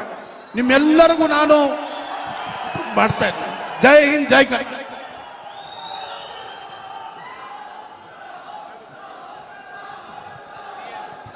ಎಲ್ಲ ಎಲ್ಲರೂ ಕೂಡ ನಿರೀಕ್ಷೆಯಂತೆ ಬಹಳ ಬಿಸಿಲಾಗಿದೆ, ತುಂಬಾ ತಡವಾಗಿ ಕಾಯ್ತಾ ಇದ್ದೀರಾ. ನಮ್ಮೆಲ್ಲರ ಜನಪ್ರಿಯ ಮುಖ್ಯಮಂತ್ರಿಗಳಾಗಿರ್ತಕ್ಕಂಥ ಮಾನ್ಯ ಸಿದ್ದರಾಮಯ್ಯ ಸಾಹೇಬರು ನಿಮ್ಮನ್ನು ಉದ್ದೇಶಿಸಿ ಮಾತಾಡಬೇಕು ಅಂತೇಳಿ ವೇದಿಕೆಗೆ ಕರೀತಾ ಇದ್ದೀನಿ.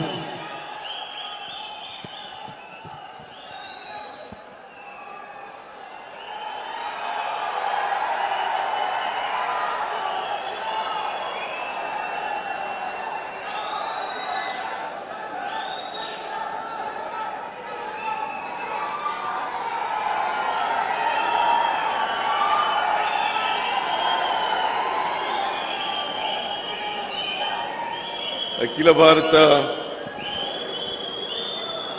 ಕಾಂಗ್ರೆಸ್ ಪಕ್ಷದ ಅಧ್ಯಕ್ಷರಾದಂಥ ಮಾನ್ಯ ಮಲ್ಲಿಕಾರ್ಜುನ ಖರ್ಗೆ ಅವರೇ, ಮಾಜಿ ಅಧ್ಯಕ್ಷರು, ನಮ್ಮೆಲ್ಲರ ನಾಯಕರು ಆದಂಥ ಮಾನ್ಯ ರಾಹುಲ್ ಗಾಂಧಿ ಅವರೇ, ಎಐಸಿಸಿ ಪ್ರಧಾನ ಕಾರ್ಯದರ್ಶಿಗಳಾದಂಥ ಮಾನ್ಯ ಸುರ್ಜಿವಾಲಾ ಅವರೇ, ಪ್ರದೇಶ್ ಕಾಂಗ್ರೆಸ್ ಸಮಿತಿ ಅಧ್ಯಕ್ಷರಾದಂಥ ಡಿ.ಕೆ. ಶಿವಕುಮಾರ್ ಅವರೇ, ಶಿವಮೊಗ್ಗ ಜಿಲ್ಲಾ ಅಧ್ಯಕ್ಷರಾದಂಥ ಶ್ರೀ ಮಧು ಬಂಗಾರಪ್ಪ ಅವರೇ, ಶಾಸಕರಾದಂಥ ಬಿ.ಕೆ. ಸಂಗಮೇಶ್ ಅವರೇ, ಗೋಪಾಲ್ ಕೃಷ್ಣ ಅವರೇ, ರಾಷ್ಟ್ರ ಯುವ ಕಾಂಗ್ರೆಸ್ಸಿನ ಅಧ್ಯಕ್ಷರಾದಂಥ ಶ್ರೀನಿವಾಸ್ ಅವರೇ, ಖ್ಯಾತ ನಟರಾದಂಥ ಶ್ರೀ ಶಿವರಾಜ್ ಕುಮಾರ್ ಅವರೇ, ನಟರಾದಂಥ ದುನಿಯಾ ವಿಜಯ್ ಅವರೇ,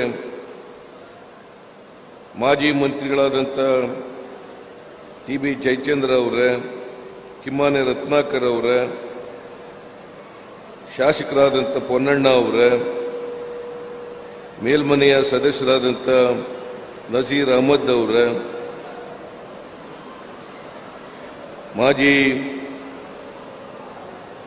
ಮೇಲ್ಮನೆಯ ಸದಸ್ಯರಾದಂಥ ಪ್ರಸನ್ನ ಕುಮಾರ್ ಅವರೇ, ಕಾರ್ಯಾಧ್ಯಕ್ಷರಾದಂಥ ಮಂಜುನಾಥ್ ಭಂಡಾರಿ ಅವರೇ, ಜಿಲ್ಲಾ ಅಧ್ಯಕ್ಷರೇ, ವೇದಿಕೆ ಮೇಲಿರ್ತಕ್ಕಂಥ ಎಲ್ಲ ಕಾಂಗ್ರೆಸ್ಸಿನ ಮುಖಂಡರುಗಳೇ, ಇಲ್ಲಿ ಇಷ್ಟೊಂದು ಬೃಹತ್ ಸಂಖ್ಯೆಯಲ್ಲಿ ಆಗಮಿಸಿರ್ತಕ್ಕಂಥ ಎಲ್ಲ ಆತ್ಮೀಯ ಕಾರ್ಯಕರ್ತ ಬಂಧುಗಳೇ, ತಾಯಂದಿರೇ, ಮಾಧ್ಯಮದ ಗೆಳೆಯರೇ,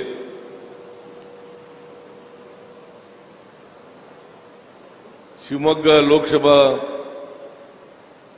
ಕ್ಷೇತ್ರದ ಚುನಾವಣೆ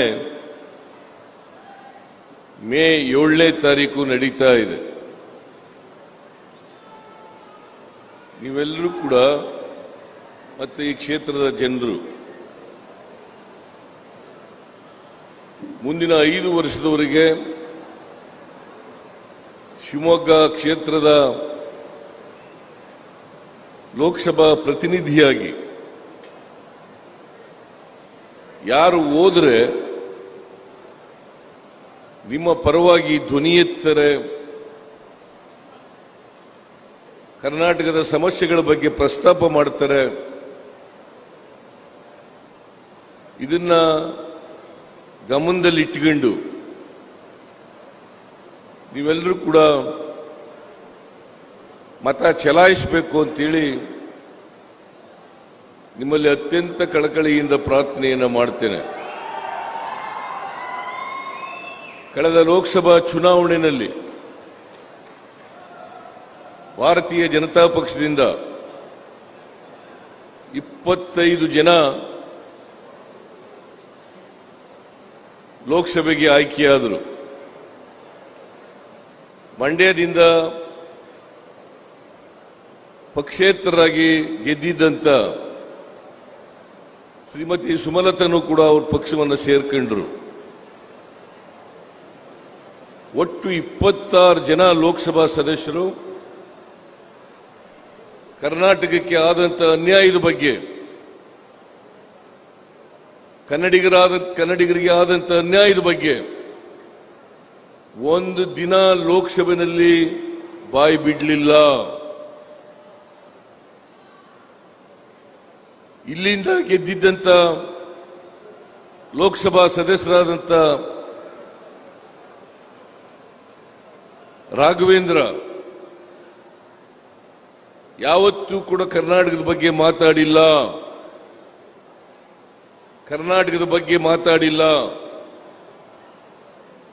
ಕರ್ನಾಟಕಕ್ಕೆ ದೊಡ್ಡ ಅನ್ಯಾಯ ಆಯಿತು. ತೆರಿಗೆ ಹಂಚಿಕೆಯಲ್ಲಿ ಅನ್ಯಾಯ, 15ನೇ ಹಣಕಾಸು ಆಯೋಗ ಶಿಫಾರಸು ಮಾಡಿದ್ದಂತ ಹಣವನ್ನು ಕೊಡಲಿಲ್ಲ. ಅಪ್ಪರ್ ಭದ್ರಾ ಯೋಜನೆಗೆ ಬಜೆಟ್ನಲ್ಲಿ 5,300 ಕೋಟಿ ರೂಪಾಯಿಗಳನ್ನು ಕೊಡ್ತೀನಿ ಅಂತೇಳಿ ನಿರ್ಮಲಾ ಸೀತಾರಾಮನ್ ಅವರು 2023-24ನೇ ಬಜೆಟ್ನಲ್ಲಿ ಹೇಳಿದ್ರು. ಅದರಲ್ಲಿ 1 ರೂಪಾಯಿನೂ ಕೂಡ ಕೊಡಲಿಲ್ಲ. ಜೊತೆಗೆ ಕರ್ನಾಟಕದಲ್ಲಿ ಭೀಕರವಾದಂತ ಬರಗಾಲ. ನಾವು ಸೆಪ್ಟೆಂಬರ್ ತಿಂಗಳಲ್ಲೇ ಕರ್ನಾಟಕದಲ್ಲಿ ಭೀಕರವಾದಂತ ಬರಗಾಲ ಇದೆ ಅಂತೇಳಿ ಮನವಿಯನ್ನು ಕೊಟ್ಟು ಕೇಂದ್ರ ಸರ್ಕಾರದ ತಂಡ ಕರ್ನಾಟಕಕ್ಕೆ ಭೇಟಿ ಕೊಟ್ಟು ಪ್ರವಾಹ ಪೀಡಿತ ತಾಲೂಕುಗಳಿಗೆ ವಿಸಿಟ್ ಮಾಡಿ ವರದಿಯನ್ನು ಕೊಟ್ಟರೂ ಕೂಡ ಕೇಂದ್ರ ಸರ್ಕಾರ 1 ರೂಪಾಯಿಯನ್ನು ಕೂಡ ಬಿಡುಗಡೆ ಮಾಡಲಿಲ್ಲ. 7 ತಿಂಗಳು ಸಮಯ ಕಾದ ನಾವು, 7 ತಿಂಗಳಾದ್ರೂ ಕೂಡ 1 ರೂಪಾಯಿ ಕೊಡಲಿಲ್ಲ. ಕರ್ನಾಟಕದಲ್ಲಿ ಸುಮಾರು 48 ಲಕ್ಷ ಹೆಕ್ಟೇರ್ ಪ್ರದೇಶದಲ್ಲಿ ಬೆಳೆ ನಷ್ಟ ಆಯಿತು. ಸುಮಾರು 35,000 ಕೋಟಿ ರೂಪಾಯಿ ನಷ್ಟ ಆಯಿತು. ರೈತರು ಕಣ್ಣೀರಲ್ಲಿ ಕೈ ತೊಳಿತಕ್ಕಂಥ ಪರಿಸ್ಥಿತಿ ನಿರ್ಮಾಣ ಆಯಿತು. ನಾವು ಕರ್ನಾಟಕದಿಂದ ಕುಡಿಯ ನೀರಿಗೆ, ದನಕರುಗಳ ಮೇವಿಗೆ, ಜನರಿಗೆ ಕೆಲಸ ಕೊಡ್ತಕ್ಕಂಥದ್ದಕ್ಕೆ, ರೈತರಿಗೆ ಪರಿಹಾರ ಕೊಡಲಿಕ್ಕೆ ನಾವೆಲ್ಲ ಪ್ರಾಮಾಣಿಕ ಪ್ರಯತ್ನವನ್ನು ಮಾಡೋದು. ನಮ್ಮ ಸಂಪನ್ಮೂಲಗಳಿಂದ ಸುಮಾರು 2,000 ರೂಪಾಯಿವರೆಗೆ 34 ಲಕ್ಷ ರೈತರಿಗೆ ಪರಿಹಾರವನ್ನು ಕೊಟ್ಟು, ಆದರೆ NDRFನಿಂದ ಇದು ಭಿಕ್ಷೆ ಅಲ್ಲ, ನಾವು ಇದಕ್ಕೆ ಅರ್ಹರು. NDRFನಿಂದ 18,172 ಕೋಟಿ ರೂಪಾಯಿಗಳನ್ನು ಕೊಡಿ ಅಂತೇಳಿ ಅದರ ನಾರ್ಮ್ಸ್ ಪ್ರಕಾರ ಕೇಳಿದ್ದು. ಆದರೆ 1 ರೂಪಾಯಿನೂ ಕೂಡ ಕೊಡಲಿಲ್ಲ. 1 ರೂಪಾಯಿನೂ ಕೂಡ ಕೊಡಲಿಲ್ಲ.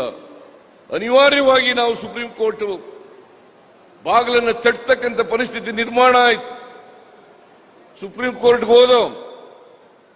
ಸುಪ್ರೀಂ ಕೋರ್ಟ್ನಲ್ಲಿ ರಿಟ್ ಪಿಟಿಷನ್ ಹಾಕಿದ ಮೇಲೆ ಕೇಂದ್ರ ಸರ್ಕಾರದ ಪರವಾಗಿ ಅಟಾರ್ನಿ ಜನರಲ್, ಸಾಲಿಸಿಟರ್ ಜನರಲ್ ಇಬ್ಬರು ಅಪಿಯರ್ ಆಗಿ ನಮಗೆ 2 ವಾರ ಟೈಮ್ ಕೊಡಿ, ನಾವು ಇತ್ಯರ್ಥ ಮಾಡ್ತೀವಿ ಅಂತ ಹೇಳಿದ್ರು. ಆಮೇಲೆ ಮತ್ತೆ 1 ವಾರ ಟೈಮ್ ಕೇಳಿದ್ರು, ಇತ್ಯರ್ಥ ಮಾಡ್ತೀವಿ ಅಂತ. ನಾವು 18,172 ಕೋಟಿ ಕೇಳಿದ್ರೆ ಕೇಂದ್ರ ಸರ್ಕಾರ ಕೇವಲ 3,454 ಕೋಟಿ ರೂಪಾಯಿಗಳನ್ನು ಮಾತ್ರ ಕೊಡ್ತು. ಇದು ಏನೇನೂ ಸಾಲದು. ಅದಕ್ಕೋಸ್ಕರ ಸುಪ್ರೀಂ ಕೋರ್ಟ್ನಲ್ಲಿ ನಾವು ವಾದವನ್ನು ಮಾಡಿದ್ದೇವೆ. ಬಹಳ ಕಡಿಮೆ ಕೊಟ್ಟಿದೆ ಕೇಂದ್ರ ಸರ್ಕಾರ. ಕೇಂದ್ರ ತಂಡ ಹೆಚ್ಚು ಶಿಫಾರಸು ಮಾಡಿದ್ರೂ ಕೂಡ ನಮಗೆ ಕೊಡ್ಲಿಲ್ಲ ಅಂತೇಳಿ ಸುಪ್ರೀಂ ಕೋರ್ಟ್ನವರು ಕೇಂದ್ರ ಸರ್ಕಾರಕ್ಕೆ ಡೈರೆಕ್ಷನ್ ಕೊಟ್ಟಿದ್ದಾರೆ. ಕೇಂದ್ರದ ತಂಡ ಎಷ್ಟು ಶಿಫಾರಸು ಮಾಡಿದೆ ಅದರ ವರದಿಯನ್ನ ಸುಪ್ರೀಂ ಕೋರ್ಟ್ ಮುಂದೆ ಇಡಬೇಕು ಅಂತಕ್ಕಂಥ ಮಾತುಗಳನ್ನು ಹೇಳಿದೆ. ಇಷ್ಟೆಲ್ಲ ಅನ್ಯಾಯ ಆದರೂ ಕೂಡ ದ್ವೇಷದ ರಾಜಕಾರಣ ಮಾಡಿ ಮಲ್ತಾಯಿ ಧೋರಣೆಯನ್ನು ತೋರಿ ಕರ್ನಾಟಕಕ್ಕೆ ದೊಡ್ಡ ಅನ್ಯಾಯವನ್ನ ಕೇಂದ್ರ ಸರ್ಕಾರ ಮಾಡಿದೆ. ನರೇಂದ್ರ ಮೋದಿಯವರು ಕರ್ನಾಟಕದ ಬಗ್ಗೆ ಚುನಾವಣೆ ಬಂದಾಗ ಬಹಳ ಪ್ರೀತಿಯನ್ನು ವ್ಯಕ್ತ ಮಾಡ್ತಾರೆ. ಜನರ ಬಗ್ಗೆ ಅಪಾರವಾದಂತ ಕಳಕಳಿಯನ್ನು ವ್ಯಕ್ತ ಮಾಡ್ತಾರೆ. ಆದರೆ ಅವರು ಯಾವತ್ತೂ ಕೂಡ ಪ್ರವಾಹ ಬಂದಾಗಲಿ ಬರಗಾಲ ಬಂದಾಗಲಿ ಕರ್ನಾಟಕಕ್ಕೆ ಬಂದು ಕರ್ನಾಟಕ ಜನರ ಕಷ್ಟ ಸುಖ ಕೇಳ್ತಕ್ಕಂಥ ಪ್ರಯತ್ನವನ್ನ ಮಾಡಲೇ ಇಲ್ಲ. ಅವರು ಅಧಿಕಾರಕ್ಕೆ ಬಂದು 10 ವರ್ಷ ಆಯ್ತು. 10 ವರ್ಷಗಳಲ್ಲಿ ಅವರು ಕೊಟ್ಟಿದ್ದಂತ ಮಾತುಗಳನ್ನು ಈಡೇರಿಸಲಿಲ್ಲ. 2014ರಲ್ಲಿ ಹೇಳಿದಂತ ಮಾತುಗಳನ್ನು ನೀವೆಲ್ಲ ಜ್ಞಾಪಕ ಮಾಡ್ಕೋಬೇಕು. ಏನೆಲ್ಲ ಭರವಸೆಗಳನ್ನು ಕೊಟ್ಟಿದ್ರು. ವಿದೇಶದಿಂದ 10 ಲಕ್ಷ ತಂದು ಕೊಟ್ಬಿಡ್ತೀನಿ, ಎಲ್ಲರ ಅಕೌಂಟಿಗೆ 15 ಲಕ್ಷ ಹಾಕ್ತೀನಿ ಅಂತ ಹೇಳಿದ್ರು. ಹಾಕ್ಲಿಲ್ಲ. ವರ್ಷಕ್ಕೆ 2 ಕೋಟಿ ಉದ್ಯೋಗ ಸೃಷ್ಟಿ ಮಾಡ್ತೀವಿ ಅಂತಂದ್ರು, ಮಾಡಲಿಲ್ಲ. ಪಾಪ ಯುವಕ ಯುವತಿಯರು ನಮಗೆ ಕೆಲಸ ಸಿಗ್ತದೆ ಅಂತೇಳಿ ಇವರಿಗೆ ಮೋದಿ ಮೋದಿ ಮೋದಿ ಅಂತ ಎಲ್ಲ ಕಡೆ ಕೂಗ್ತಾ ಇದ್ರು. ಆದರೆ ಅವರಿಗೆ ತಿರುಪ್ತಿ ತಿಮ್ಮಪ್ಪನ ನಾಮ ಹಾಕಿದ್ರು. ಅವರು ಕೆಲಸ ಕೊಡಿ ಅಂತ ಕೇಳಿದ್ರೆ ಪಕೋಡ ಮಾರಕ್ ಹೋಗಿ ಬೋಂಡಾ ಮಾರಕ್ ಹೋಗಿ ಅಂತ ಹೇಳ್ತಕ್ಕಂಥ ಅತ್ಯಂತ ಬೇಜವಾಬ್ದಾರಿ ಮಾತುಗಳನ್ನ ಉತ್ತರವನ್ನ ನರೇಂದ್ರ ಮೋದಿ ಅವರು ಕೊಟ್ಟರು ಅಂತಕ್ಕಂಥದನ್ನ ತಾವೆಲ್ಲರೂ ಕೂಡ ತಿಳ್ಕೋಬೇಕಾಗ್ತದೆ. ಅವರು ಎಲ್ಲ ಅಗತ್ಯ ವಸ್ತುಗಳ ಬೆಲೆಗಳನ್ನ ಕಡಿಮೆ ಮಾಡಿಬಿಡ್ತೀನಿ, ಗೊಬ್ಬರದ ಬೆಲೆ ಕಡಿಮೆ ಮಾಡ್ತೀನಿ, ಅಡಿಗೆ ಎಣ್ಣೆ ಬೆಲೆ ಕಡಿಮೆ ಮಾಡ್ತೀನಿ, ಪೆಟ್ರೋಲ್ ಡೀಸೆಲ್ ಬೆಲೆ ಕಡಿಮೆ ಮಾಡ್ತೀನಿ, ಎಲ್ಲ ಈ ಗ್ಯಾಸ್ ಬೆಲೆ ಕಡಿಮೆ ಮಾಡ್ತೀನಿ ಅಂತೆಲ್ಲ ಹೇಳಿದ್ರು. ಯಾವುದು ಕೂಡ ಕಡಿಮೆ ಮಾಡಲಿಲ್ಲ. 2014ರಲ್ಲಿ 1 ಲೀಟರ್ ಡೀಸೆಲ್ 48 ರೂಪಾಯಿ, ಇವತ್ತು ಅದು 95 ರೂಪಾಯಿ. 2014ರಲ್ಲಿ 1 ಲೀಟರ್ ಪೆಟ್ರೋಲ್ 70 ರೂಪಾಯಿ, ಇವತ್ತು 105 ರೂಪಾಯಿ. ಒಂದು ಗ್ಯಾಸ್ ಸಿಲಿಂಡರ್ ಬೆಲೆ 414 ರೂಪಾಯಿ, ಇವತ್ತು 950 ರೂಪಾಯಿ. ನರೇಂದ್ರ ಮೋದಿ ಅವರು ಹೇಳಿದ್ರು ಅಚ್ಚೇ ದಿನ ಹೆಂಗೆ ಅಂತ ಹೇಳಿದ್ರು. ಬಂತ ನಿಮ್ಗೆಲ್ರಿಗೂ ಅಚ್ಚೇ ದಿನ ಬಂತ? 15 ಲಕ್ಷ ರೂಪಾಯಿ ಬಂತ ನಿಮ್ಮ ಅಕೌಂಟ್ಗೆ? ಬರಲಿಲ್ಲ. ಇವತ್ತು ಇಡೀ ರಾಜ್ಯದ ಜನ, ದೇಶದ ಜನ ಅವರ ಜೀವನವನ್ನು ಸಾಗಿಸ್ತಕ್ಕಂಥದ್ದು ಬಹಳ ಕಷ್ಟ ಆಯಿತು. ಬೆಲೆ ಏರಿಕೆ, ಹಣದುಬ್ಬರ, ಇವತ್ತು ಎಲ್ಲ ಜಾಸ್ತಿ ಆದ್ರಿಂದ, ರೈತರ ಸಮಸ್ಯೆಗಳು ಜಾಸ್ತಿ ಆದ್ರಿಂದ ರೈತರು ಬಾಳ್ಲಿಕ್ಕೆ ಸಾಧ್ಯ ಆಯಿತು, ಕಷ್ಟ ಆಯಿತು. ಅದಕ್ಕೋಸ್ಕರ ರೈತರು ಅನೇಕ ತಿಂಗಳುಗಳಿಂದ ಹೋರಾಟವನ್ನು ಮಾಡ್ತಾ ಇದ್ರು. ನಮಗೆ ಸಾಲ ಮನ್ನಾ ಮಾಡಿ, ನಾವು ಬೆಳೆದಂತ ಬೆಳೆಗಳಿಗೆ ನ್ಯಾಯಯುತವಾದಂತ ಬೆಲೆ ಕೊಡಿ, MSPಗೆ ಕಾನೂನನ್ನ ಮಾಡಿ ಅಂತೇಳಿ ಹೋರಾಟ ಮಾಡಿದ್ರು ಕೂಡ ನರೇಂದ್ರ ಮೋದಿ ಅವರು ಜಪ್ಪಯ್ಯ ಅಂತಂದ್ರು ಕೂಡ ಬಗ್ಲಿಲ್ಲ. ಇದನ್ನ ನೀವು ಅರ್ಥ ಮಾಡ್ಕೋಬೇಕು. ಬಿಜೆಪಿ ಸರ್ಕಾರ ರೈತರ ವಿರುದ್ಧವಾದಂತ ಸರ್ಕಾರ, ಬಡವರ ವಿರುದ್ಧವಾದಂತ ಸರ್ಕಾರ, ಮಹಿಳೆಯರ ವಿರುದ್ಧವಾದಂತ ಸರ್ಕಾರ. ಅದಕ್ಕೋಸ್ಕರ ಇವರ ಸಮಸ್ಯೆಗಳನ್ನ ಆಲಿಸಲಿಕ್ಕೆ, ಪರಿಹಾರ ಮಾಡಲಿಕ್ಕೆ ಬಿಜೆಪಿ ಸರ್ಕಾರ, ನರೇಂದ್ರ ಮೋದಿ ಅವರ ಸರ್ಕಾರಕ್ಕೆ ಸಾಧ್ಯ ಆಗಲಿಲ್ಲ ಅಂತಕ್ಕಂಥದ್ದು ತಿಳ್ಕೋಬೇಕಾಗ್ತದೆ. ನಾವು ಕಳೆದ ವಿಧಾನಸಭಾ ಚುನಾವಣೆಯಲ್ಲಿ ಅನೇಕ ಭರವಸೆಗಳನ್ನು ನಾವು ಕೊಟ್ಟಿದ್ದು ನಮ್ಮ ಮ್ಯಾನಿಫೆಸ್ಟೋ ಮೂಲಕ. ಅದರಲ್ಲಿ ಪ್ರಮುಖವಾಗಿ 5 ಗ್ಯಾರಂಟಿಗಳನ್ನ ನಾವು ಅಧಿಕಾರಕ್ಕೆ ಬಂದ ತಕ್ಷಣ ಜಾರಿ ಮಾಡ್ತೇವೆ ಅಂತಕ್ಕಂಥ ಮಾತುಗಳನ್ನು ಕೊಟ್ಟಿದ್ದು. ಅವುಗಳಲ್ಲಿ ಶಕ್ತಿ ಯೋಜನೆ ಒಂದು ಗ್ಯಾರಂಟಿ, ಶಕ್ತಿ ಯೋಜನೆ ಅನ್ನತಕ್ಕಂಥದ್ದು ಗ್ಯಾರಂಟಿ. ಇವತ್ತಿನವರೆಗೆ ಸುಮಾರು 200 ನಾವು ಅಧಿಕಾರಕ್ಕೆ ಬಂದ ಮೇಲೆ ಜೂನ್ 11ನೇ ತಾರೀಕು ಇದನ್ನ ಜಾರಿಗೆ ತಗೊಬಂದು ಅವತ್ತಿನಿಂದ ಇವತ್ತಿನವರೆಗೆ ಸುಮಾರು 200 ಕೋಟಿ ಮಹಿಳೆಯರು ಉಚಿತವಾಗಿ ಬಸ್ನಲ್ಲಿ ಪ್ರಯಾಣ ಮಾಡಿದ್ದಾರೆ. ಉಚಿತವಾಗಿ ಆ ದುಡ್ಡೆಲ್ಲ ಅವರಿಗೆ ಉಳಿತಾಯ ಆಗಿದೆ. ನಾನು ಮೊನ್ನೆ ಅರಸೀಕೆರೆಗೆ ಹೋಗಿದ್ದೆ, 4-5 ದಿನಗಳ ಹಿಂದೆ. ಅರಸೀಕೆರೆಯಲ್ಲಿ ಒಬ್ಬ ಹೆಣ್ಮಗಳು ಕೆಳಗಡೆ ನಿಂತಿದ್ಲು ಹೂನಾರ ಹಿಡ್ಕೊಂಡು. ನಾನು ಭಾಷಣ ಮಾಡಿ ಕೆಳಗೆ ಇಳಿದ ಮೇಲೆ ಆ ಅಮ್ಮನ ಬಳಿಗೆ ಹೋಗಿ, ಯಾಕಮ್ಮ ನೀನು ಹೂನಾರ ಹಿಡ್ಕೊಂಡಿದೀಯ ಅಂತ ಕೇಳಿದೆ. ನೀವು ಬಸ್ ಫ್ರೀ ಮಾಡಿದ್ದೀರಲ್ಲ, ಅದರ ಟಿಕೆಟ್ ತಕೊಂಡು ರಾಜ್ಯದ ವಿವಿಧ ಭಾಗಗಳಿಗೆಲ್ಲ ಹೋಗಿದ್ದೀನಲ್ಲ, ಆ ಟಿಕೆಟ್ ದುಡ್ಡು ಕೊಡದೆ ಟಿಕೆಟ್ ತಗೊಂಡಿರ್ತಕ್ಕಂಥ ಆ ಟಿಕೆಟ್ಗಳಿಂದಲೇ ಹೂನಾರ ಮಾಡಿದ್ದೀನಿ, ಅದನ್ನು ನಿಮ್ಗೆ ಹಾಕ್ಬೇಕು ಅಂತಕ್ಕಂಥ ಪರಿಸ್ಥಿತಿ ನಾನು ಬಂದು ನಿಮ್ಗೆ ಹೂನಾರ ಆಗ್ತಾ ಇದ್ದೀನಿ ಅಂತೇಳಿ ಅರಸೀಕೆರೆನಲ್ಲಿ ಒಬ್ಬ ಹೆಣ್ಣು ಮಗಳು ಹೇಳಿದ್ರು. ನಿನ್ನೆ ಕೊಪ್ಪಳದಲ್ಲಿ ನಾನು ಮಾತನಾಡುವಾಗ ನಾವು ಗೃಹಲಕ್ಷ್ಮಿ ಯೋಜನೆಯನ್ನ ಜಾರಿ ಕೊಟ್ಟು ತಿಂಗಳಿಗೆ 2,000 ರೂಪಾಯಿ, ಯಾರು ಮನೆ ಯಜಮಾನಿ ಇದ್ದಾರೆ ಅವ್ರಿಗೆ ತಿಂಗಳಿಗೆ 2,000 ರೂಪಾಯಿ. ಅವರು ಒಬ್ಬ ವಯಸ್ಸಾದಂತ ಹೆಣ್ಮಗಳು, ಕೊಪ್ಪಳದ ಹೆಣ್ಮಗಳು, ಅವಳು, ನಾನು ವಿಡಿಯೋ ನೋಡಿದೆ, ಆ ವಿಡಿಯೋನಲ್ಲಿ ಹೇಳ್ತಾ ಇದ್ಲು, ಟಿವಿ ಅವರು ಇಂಟರ್ವ್ಯೂ ಮಾಡಿದ್ದಾರೆ, ನೀ ಯಾರಿಗೆ ಓಟ್ ಹಾಕ್ತೀವಮ್ಮ ಅಂತಂದ್ರೆ, ನಾವು ಕಾಂಗ್ರೆಸ್ಗೆ ಹಾಕ್ತೀವಿ, ಕಾಂಗ್ರೆಸ್ ಸರ್ಕಾರಕ್ಕೆ ಹಾಕ್ತೀವಿ. ಯಾಕಂತಂದ್ರೆ ನಮಗೆ 2,000 ರೂಪಾಯಿ ಕೊಟ್ಟಿದ್ದಾರೆ. ಆ 2,000 ರೂಪಾಯಿ ಕೊಟ್ಟಿರೋದನ್ನ ಉಳಿಸಿ ನಾನು ಒಂದು ಚಿನ್ನದ ಸರ, ಬಂಗಾರದ ಸರವನ್ನ ಮಾಡಿಸ್ಕೊಂಡಿದ್ದೇನೆ ಅಂತ ಹೇಳ್ತಕ್ಕಂಥ ಮಾತು ಹೇಳಿದ್ರು. ಇದನ್ನೆಲ್ಲ ನೋಡಿದಾಗ ಇವತ್ತು ಕರ್ನಾಟಕದ ಬಡವರು ಅವರಿಗೆ ಆರ್ಥಿಕವಾಗಿ ಸಾಮಾಜಿಕವಾಗಿ ಶಕ್ತಿ ತುಂಬತಕ್ಕಂಥ ಕೆಲಸವನ್ನ ಮಾಡ್ತಾ ಇದ್ದೀವಿ. ಇದ್ರ ಜೊತೆಗೆ ಉಚಿತವಾಗಿ ಕರೆಂಟ್ ಕೊಡ್ತಾ ಇದ್ದೀವಿ. 200 ಯೂನಿಟ್ ವರೆಗೆ ಯಾರು ಕೂಡ ಬಿಲ್ ಕಟ್ಟಬೇಕಾಗಿಲ್ಲ. ಅನ್ನಭಾಗ್ಯ 5 ಕೆಜಿ ಜೊತೆಗೆ ಇನ್ನ 5 ಕೆಜಿ ಹೆಚ್ಚು ಕೊಡಬೇಕು.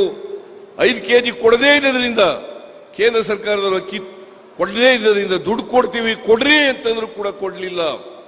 ಆದ್ರೂ ಕೂಡ ನಾವು ಅದಕ್ಕೆ ಅಕ್ಕಿ ಬದಲಾಗಿ 5 ಕೆಜಿ ಅಕ್ಕಿಗೆ 34 ರೂಪಾಯಿನಂತೆ ಒಂದು ತಿಂಗಳಿಗೆ ಒಬ್ಬರಿಗೆ 170 ರೂಪಾಯಿ ಕೊಡ್ತಾ ಇದ್ದೀವಿ. ಯುವ ನಿಧಿ ಕಾರ್ಯಕ್ರಮದ ಮೂಲಕ ಇದೇ ಶಿವಮೊಗ್ಗದಲ್ಲಿ ವಿವೇಕಾನಂದರ ಜನ್ಮದಿನದಂದು ಆಚರಣೆ ಅವತ್ತು ಜಾರಿಗೆ ತಗೊಬರ್ತಕ್ಕಂಥ ಕೆಲಸವನ್ನು ಮಾಡೋದು. ಅವತ್ತಿನಿಂದ ಇವತ್ತಿನವರೆಗೆ ಎಲ್ಲ ಪದವೀಧರ ನಿರುದ್ಯೋಗಿಗಳಿಗೆ ತಿಂಗಳಿಗೆ 3,000 ರೂಪಾಯಿ, ನಿರುದ್ಯೋಗಿ ಡಿಪ್ಲೊಮಾ ಹೋಲ್ಡರ್ಸ್ಗೆ 1,500 ರೂಪಾಯಿ ಕೊಡ್ತಕ್ಕಂಥ ಕೆಲಸವನ್ನು ಮಾಡ್ತಾ ಇದ್ದೀವಿ. ಹೀಗೆ ನಾವು ಬಡವರಿಗೆ, ಈ ರಾಜ್ಯದ ಬಡವರಿಗೆ ಶಕ್ತಿ ತುಂಬತಕ್ಕಂಥ ಕೆಲಸವನ್ನು ಮಾಡ್ತಾ ಇದ್ದೀವಿ. ನಾನು ಈಗಾಗಲೇ ಖರ್ಗೆಯವರು, ರಾಹುಲ್ ಗಾಂಧಿಯವರು, ಎಐಸಿಸಿ ಅವರು ಅಧಿಕಾರಕ್ಕೆ ಬಂದರೆ, ಕಾಂಗ್ರೆಸ್ ಪಕ್ಷ ಕೇಂದ್ರದಲ್ಲಿ ಅಧಿಕಾರಕ್ಕೆ ಬಂದರೆ ಯಾವ ಗ್ಯಾರಂಟಿಗಳನ್ನ ಜಾರಿ ಮಾಡ್ತೀವಿ ಅಂತಕ್ಕಂಥ ಮಾತುಗಳನ್ನು ಹೇಳಿದ್ದಾರೆ. ನಾನು ಅದನ್ನು ಪುನರುಚ್ಚಾರ ಮಾಡಲಿಕ್ಕೆ ಹೋಗಲ್ಲ. ಅದರಿಂದ ನಾನು ನಿಮ್ಮಲ್ಲಿ ಅತ್ಯಂತ ಕಳಕಳಿಯಿಂದ ಮನವಿಯನ್ನು ಮಾಡಲಿಕ್ಕೆ ಬಯಸ್ತಾ ಇದ್ದೇನೆ. ನಮ್ಮ ಪಕ್ಷದ ಅಭ್ಯರ್ಥಿಗೆ ತಾವೆಲ್ಲರೂ ಕೂಡ ಆಶೀರ್ವಾದ ಮಾಡಬೇಕು. ಈ ಸಾರಿ ದಯಮಾಡಿ ಆಶೀರ್ವಾದ ಮಾಡಿ ಅವರನ್ನ ಗೆಲ್ಲಿಸ್ಕೊಡಿ. ಇದರಿಂದ ಮಧು ಬಂಗಾರಪ್ಪನವರಿಗೆ ಶಕ್ತಿ ಬರ್ತದೆ, ರಾಹುಲ್ ಗಾಂಧಿ ಅವರಿಗೆ ಶಕ್ತಿ ಬರ್ತದೆ, ಮಲ್ಲಿಕಾರ್ಜುನ ಖರ್ಗೆ ಅವರಿಗೆ ಶಕ್ತಿ ಬರ್ತದೆ, ನಮ್ಮ ಸರ್ಕಾರಕ್ಕೆ ಶಕ್ತಿ ಬರ್ತದೆ ಅಂತಕ್ಕಂಥ ಮಾತುಗಳನ್ನ ಹೇಳಲಿಕ್ಕೆ ಬಯಸ್ತೇನೆ. ನನಗೆ ಇರ್ತಕ್ಕಂಥ ಮಾಹಿತಿ ಪ್ರಕಾರ ಈ ಸಾರಿ ಶಿವಮೊಗ್ಗದಲ್ಲಿ ಬದಲಾವಣೆ ಮಾಡತಕ್ಕಂಥ ತೀರ್ಮಾನವನ್ನ ಭದ್ರಾವತಿ ಶಿವಮೊಗ್ಗ ಲೋಕಸಭಾ ಕ್ಷೇತ್ರದ ಎಲ್ಲ ಜನರು ಕೂಡ ತೀರ್ಮಾನ ಮಾಡಿದ್ದಾರೆ. ನಮ್ಮ ಪಕ್ಷದ ಅಭ್ಯರ್ಥಿ 100ಕ್ಕೆ 100 ಗೆಲ್ತಾರೆ ಅಂತಕ್ಕಂಥ ವಿಶ್ವಾಸ ನನಗೆ ಬಂದಿದೆ ಅಂತಕ್ಕಂಥ ಮಾತುಗಳನ್ನು ಹೇಳಲಿಕ್ಕೆ ಬಯಸ್ತಾ ಇದ್ದೇನೆ. ಅದರ ಜೊತೆಗೆ ಇದೇ ಸಂದರ್ಭದಲ್ಲಿ ನಾನು ಒಂದು ಮನವಿಯನ್ನು ನಿಮ್ಮಲ್ಲಿ ಮಾಡಲಿಕ್ಕೆ ಬಯಸ್ತಾ ಇದ್ದೇನೆ. ನೈಋತ್ಯ ಪದವೀಧರರ ಕ್ಷೇತ್ರದ ಚುನಾವಣೆ ಜೂನ್ ತಿಂಗಳಲ್ಲಿ ನಡೀತಾ ಇದೆ. ಪದವೀಧರ ಕ್ಷೇತ್ರಕ್ಕೆ ಶ್ರೀ ಐನೂರು ಮಂಜುನಾಥ್ ಅವರನ್ನು ನಿಲ್ಲಿಸಿದ್ದೇವೆ. ಶಿಕ್ಷಕರ ಕ್ಷೇತ್ರಕ್ಕೆ ಕೆ ಮಂಜುನಾಥ್ ಅವರನ್ನು ನಿಲ್ಲಿಸಿದ್ದೇವೆ. ದಯಮಾಡಿ ಅವ್ರಿಗೂ ಕೂಡ ಆಶೀರ್ವಾದ ಮಾಡಬೇಕು ಅಂತೇಳಿ ನಿಮ್ಮಲ್ಲಿ ಅತ್ಯಂತ ಕಳಕಳಿಯಿಂದ ಪ್ರಾರ್ಥನೆ ಮಾಡಿ ನಮ್ಮ ಅಭ್ಯರ್ಥಿಯನ್ನ ಗೆಲ್ಲಿಸಲೇಬೇಕು ಅಂತೇಳಿ ನಿಮ್ಮಲ್ಲಿ ಪ್ರಾರ್ಥನೆಯನ್ನು ಮಾಡಿ ನನ್ನ ಮಾತುಗಳನ್ನು ಮುಗಿಸ್ತೇನೆ. ಜೈ ಹಿಂದ್, ಜೈ ಕರ್ನಾಟಕ, ಜೈ ಕಾಂಗ್ರೆಸ್.